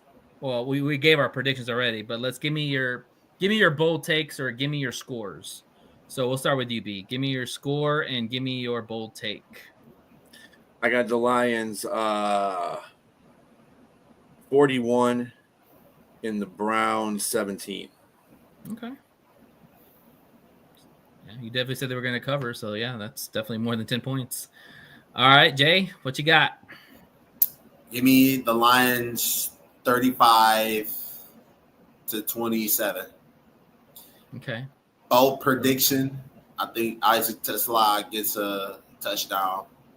I like it. He has at least 60 yards and a touchdown this game. Yeah.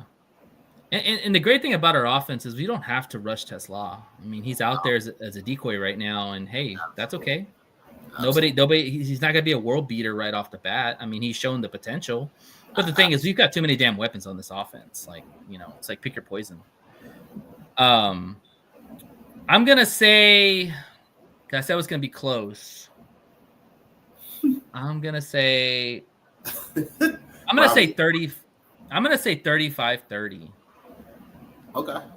Because I do think that Cincinnati is going to put a points on us because of our secondary. I really do. I'm worried about our secondary, but if they hold their own, I won't say shit about secondary for the rest of the season. But I am concerned a little bit about our secondary.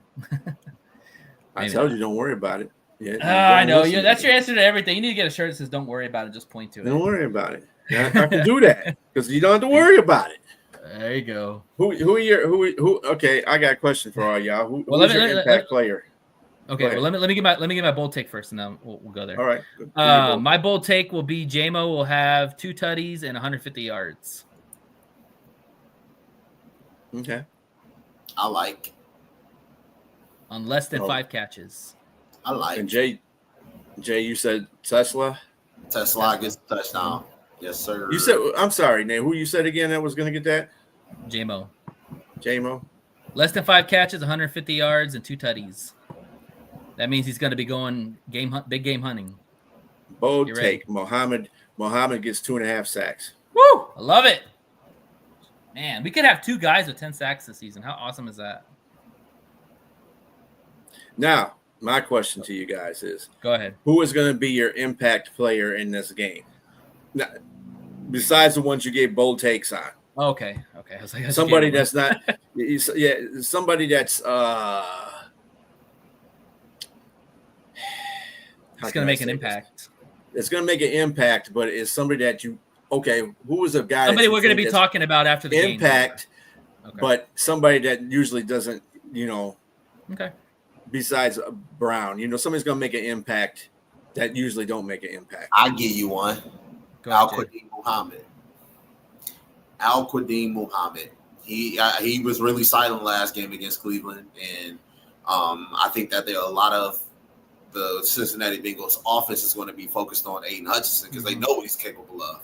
So we need you to win that 1-on-1. We need you to get in the backfield a little bit more than Hutch. We need to see you back there getting quarterback. Yeah, I mean, he's played well. I mean, the last game he was kind of not a factor, but that's because, So I'm going to say Al-Quadin Muhammad, man. And like I said, as long as the Lions can put pressure on Brownie, as long as they can make him throw the ball in a hurry to where he can't get his ball to the receivers, I think they go all right. I don't think Cincinnati can score a touchdown if that can happen now.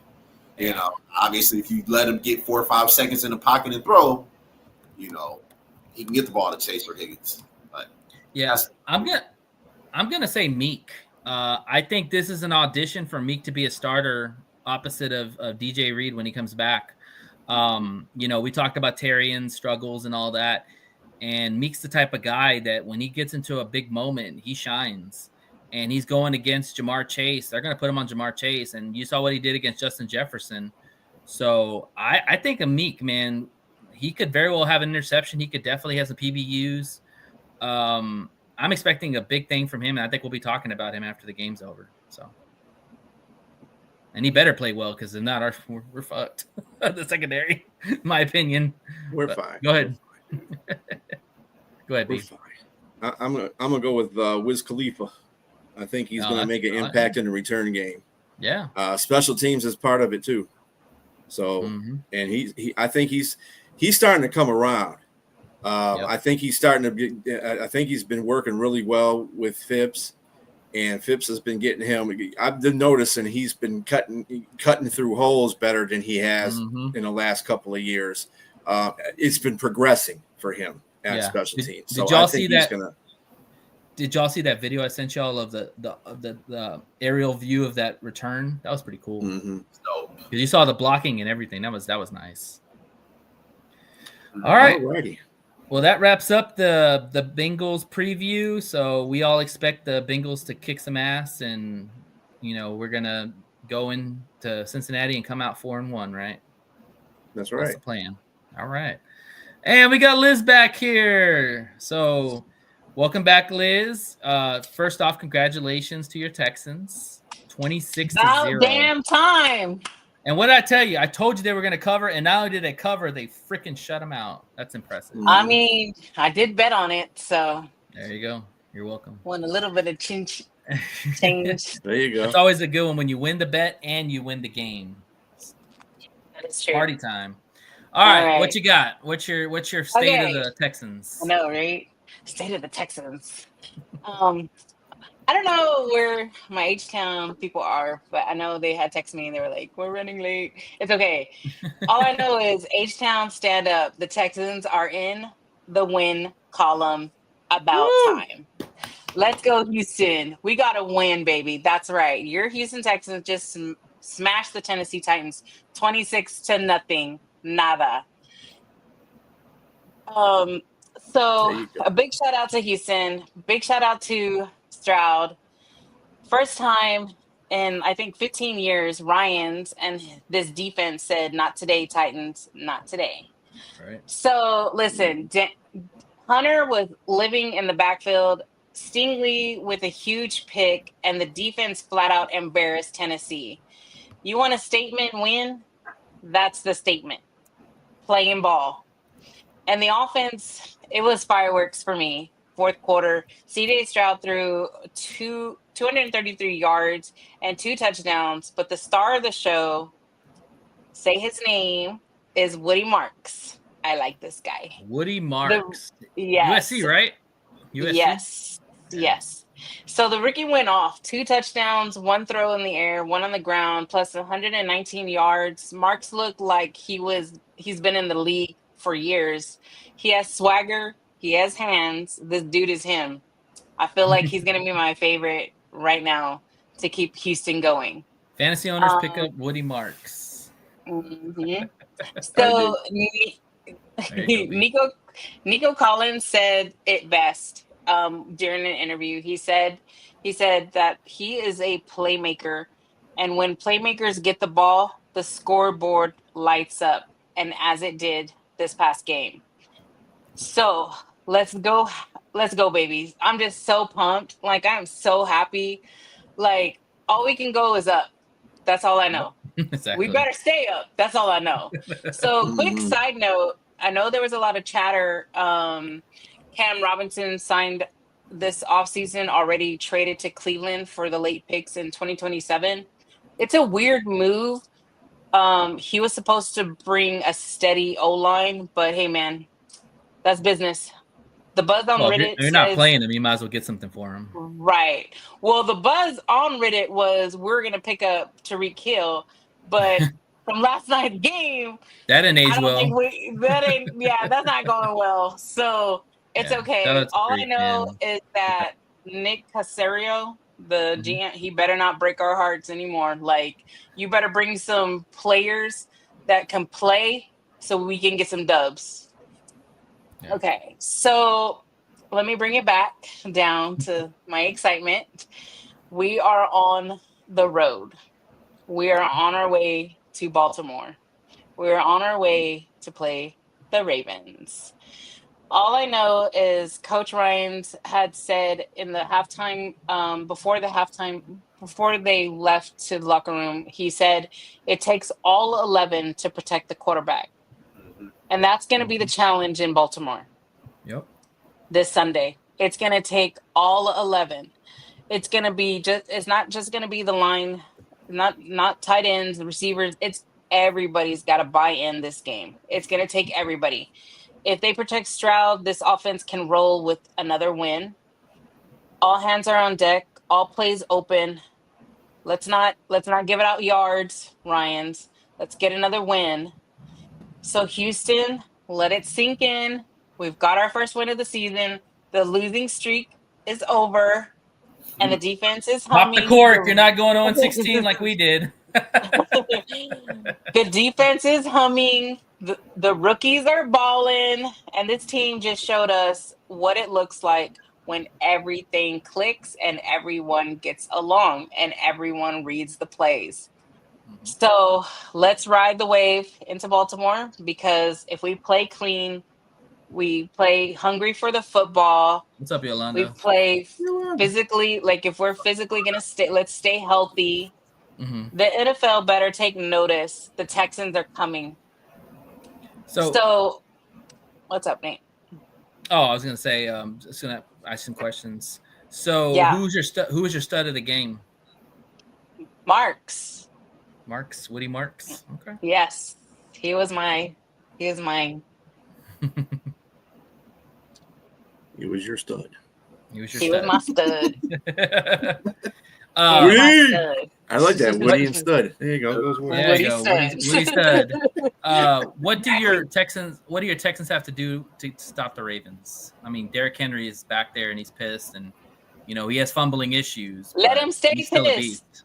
Let him stay pissed. I know, I get it. It's the Ravens. I mean, obviously, but the thing is if they stay healthy and they stay learning the plays, reading the plays, Stroud needs to like really read the defense on the other end on the Ravens and just like watch it and then just throw throw the ball like even just like just keep throwing the ball like don't waste your time Yeah. by looking like if you're gonna take 2 more yards to get up like go like it's gonna take everything to beat the Ravens everything. And Stingley got a So pick too, so shout out to yes, Stingley. he did. Shout out to him to finally show me what $90 million looks like. He earns his money. He earned his money. He Well, at least sure for one did earn game. his money. Right, at least for one game, right? Yeah, Exactly. one game. I need that the whole season, though. I need that the whole season. Like Fellas, he needs to come in clutch. Fellas, you have any questions for Liz on her team? Yeah. What are you expecting from CJ Stroud this week? To not lose his confidence because this previous game against Tennessee, he finally gained his confidence for me. He finally was looking like the quarterback we've been having for the past 2 seasons. Mm-hmm. Like his confidence came back really, and he was only not confidence in himself, but he was also confidence in his O-line. He was also confidence. He was speaking to defense. He was, like hyping them up. What I've been asking for this whole time. Obviously, he saw my text message. No, I'm just kidding. But you read Reddit. Yeah, he read Reddit because I was going off. But the thing is, it's like he just has to be the team player. He has to be that leader. Like him, Ryan's, like all of these coaches need to just bring out the plays, let these guys be leaders, and let them lead to another win. And also, too, winning cures all, right? When you win, everything goes out the door of how you're feeling. Everything you're goes out the good door. and everybody's happy. It's happy days. You're not doing BS interviews. Stay off the interviews, Stroud. My bad. I was going to ask you, since that you are a favorite on the road, Lamar Jackson for the Ravens, no Matabike, a couple of their defensive players missing. Do you think this is a make or break game for CJ Stroud? Kind of has to be. Yeah, kind of has to be. Like this is where it's gonna.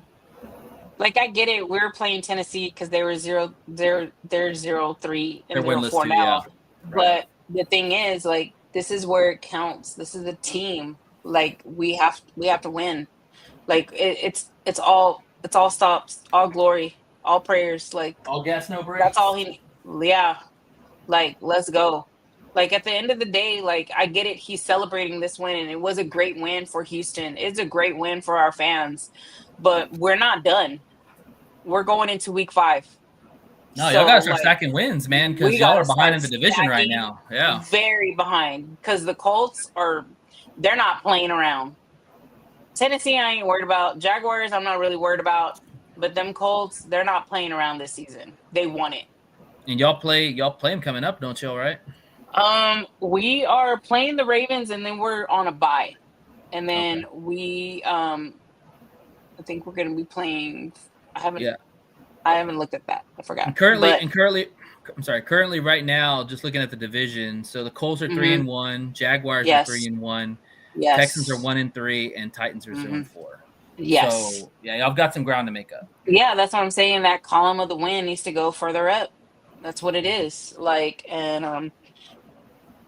but yeah. So you got anything, B? B, you got any questions? Yeah. What concerns me about this win, not to shed any bad light on it, but you got to look at some things that happened during the course of the game. At halftime, you were winning 6-0. You scored all 20 points in the fourth quarter. She was texting me saying that, B. Like, she was like, I thought we were going to cover. I'm like, it's still early, but yeah, you were only 6-0. But in the fourth quarter, you got 20 points. Yeah. Your offense can't wait to wake up until that time. No. They have to start scoring points earlier than that. Right. You are and then definitely they went through right. a whole third quarter without scoring points. They got to score touchdowns. I'm not really concerned about them against the Ravens because the Ravens defense is in disarray right now. Matabuke is out for the season. They're not going to have Roquan Smith back there. So those are two guys you don't have to worry about at all. They still got their secondary, but Hamilton has been looking like he's been beatable anyway. He's been looking like crap. Not that he's been looking like he's never been the best safety in the league. Their offense should not struggle against his defense. Yeah, you shouldn't struggle, but you got to come out there and score points early. No, especially when you're on the road at M&T Bank Stadium. That is not an easy stadium to play in. No. Let me tell you, as being a Lions fan, I can tell you that. It could be a house of horrors. Right. Yeah. It could be bad. Yep. No, like my biggest thing was for them just to come out, start scoring immediately, show them who's boss. Like, you're Toro, bring out the horns. Like, let's go. Like, don't peek, like, don't like just sit on the sideline. Like, yeah, at the end of the day, yes, it's Ravensfield. I get that. But like, Houston has won not on other people's fields before, and they can do it if they just click together and be one as a team and listen and just follow the plays and watch the defense and protect the quarterback. So, if anything, this is a perfect opportunity for this to happen for them, because they have everything in their favor right now. With everything. Lamar Jackson being doubtful for playing in that game, which sucks because that means I got to change some things in my fantasy football. But anyway, but him being out, that gives you more. Your defense gets more involved because the quarterback that's playing in place of him is not Lamar Jackson. Right. You can't. I don't care what what quarterback you are. If you ain't Lamar Jackson, you're not a guy that you can game plan for. You know what I'm saying? Different game plan. Totally different game plan. Different game plan. Easier. Yeah. I mean, I'm still gonna go with my prediction of. Yeah, I'm still gonna go with my predictions, and so we're just gonna go with that. Like, I have faith in them. I have hope in them. I'm really excited for them being on the road. I'm really excited. Like, they broke my heart when they played Jaguars on the road, so they better not break my freaking heart this time. Like, it's gonna take all. Oh, the Ravens are really hurting. Yeah. So I know the Texans have to take advantage of that opportunity. I mean, wouldn't any team take advantage of that? Wouldn't any team take advantage? They should, but if they shouldn't doing it, like. It doesn't matter what team, like a top dog team, if they're hurt, that is your win. So go get it. Mm-hmm. Let me make an extra point too, and not even on a Houston side. Baltimore was supposed to be a team with a lot of good depth. They were supposed to be the best all-around team in the NFL. Yeah. Right? Guess who's showing that and guess who's not? The Lions showed that last year. We were 50-2 and lost half our. I'm telling you, man, not 3/4 of our defense. Yeah. They just had the Lions are just a different team. They're just built different than any other team in the NFL. And look at the Ravens. They're limping, and they're supposed to have a deeper. They're supposed to have a deeper roster than we do, or supposedly than the NFL. Most teams in the NFL, but they're losing. They're getting killed. I mean, Kansas City put that old-fashioned ass whooping on them last game. Yeah, this isn't the 2000 Ravens defense. Yeah, this is. Those guys are. It's not even 2 years ago defense. Yeah. So I don't think that on that defense.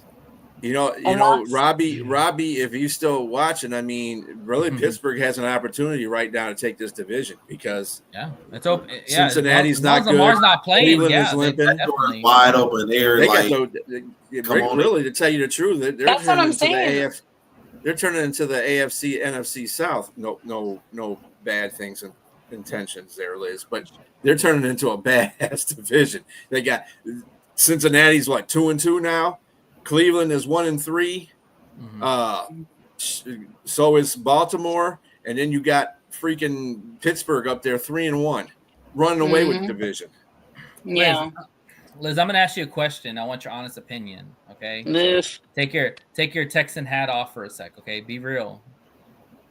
Do you think the Texans can make it to the playoffs where they started so far?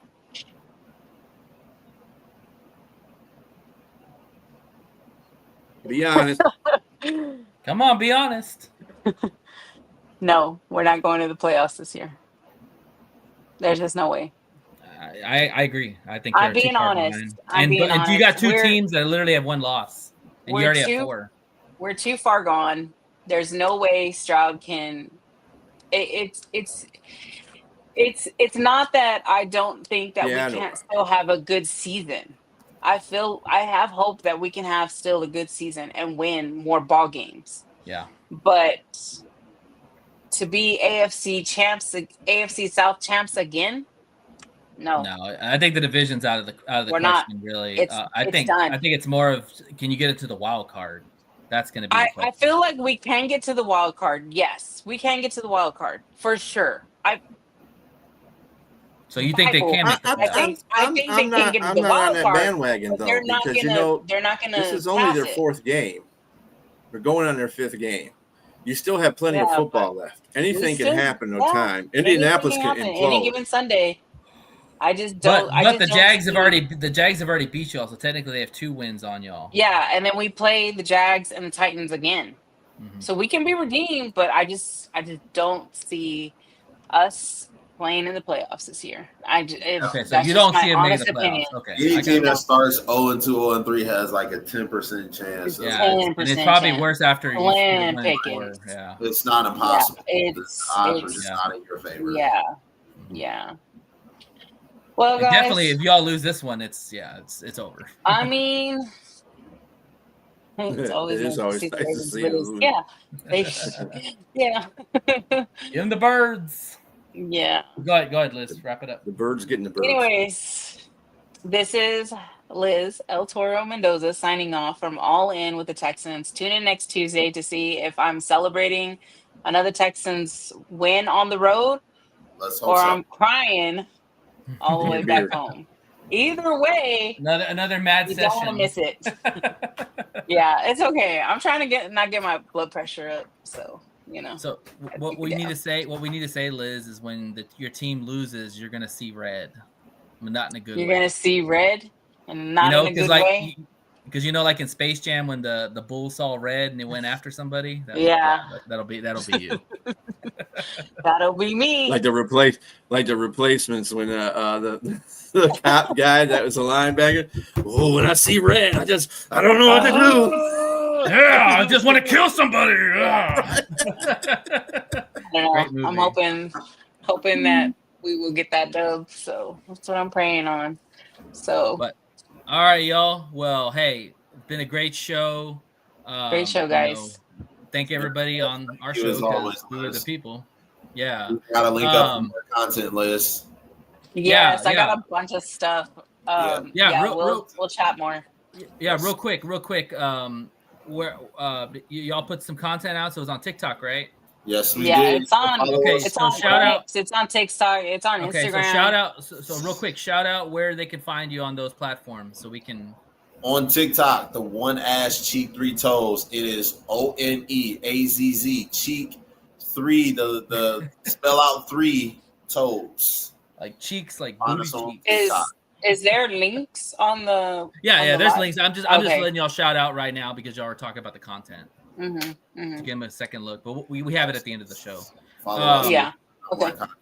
Want to shout out everybody that chimed in: Phoenix, Robbie, Yolanda, Robbie. Shout out to Chris Peoples for coming on the show. Thank you, Chris.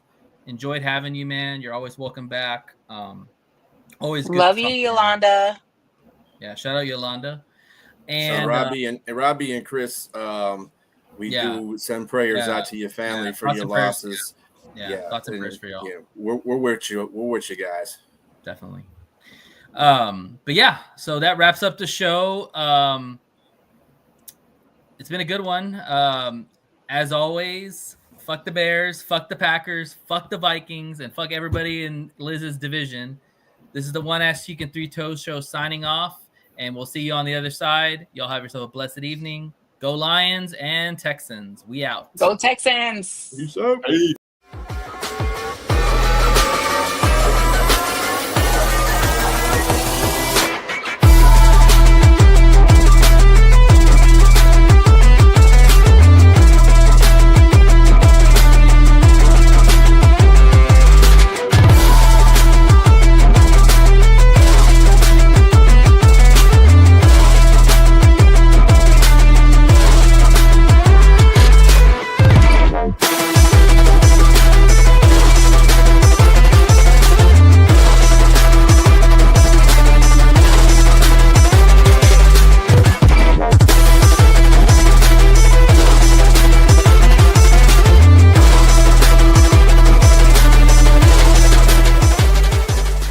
Remember, Dre's Daiquiri Shop at Cotton Gin, 441 Railroad Street in Maxwell, Texas, 78656. Daiquiris, food, football, and fun. All a part of a game day victory. If you subscribe to One Ass Cheek, Three Toes on YouTube, you'll receive 5% off your total purchase or a free shot. Proof of subscription required.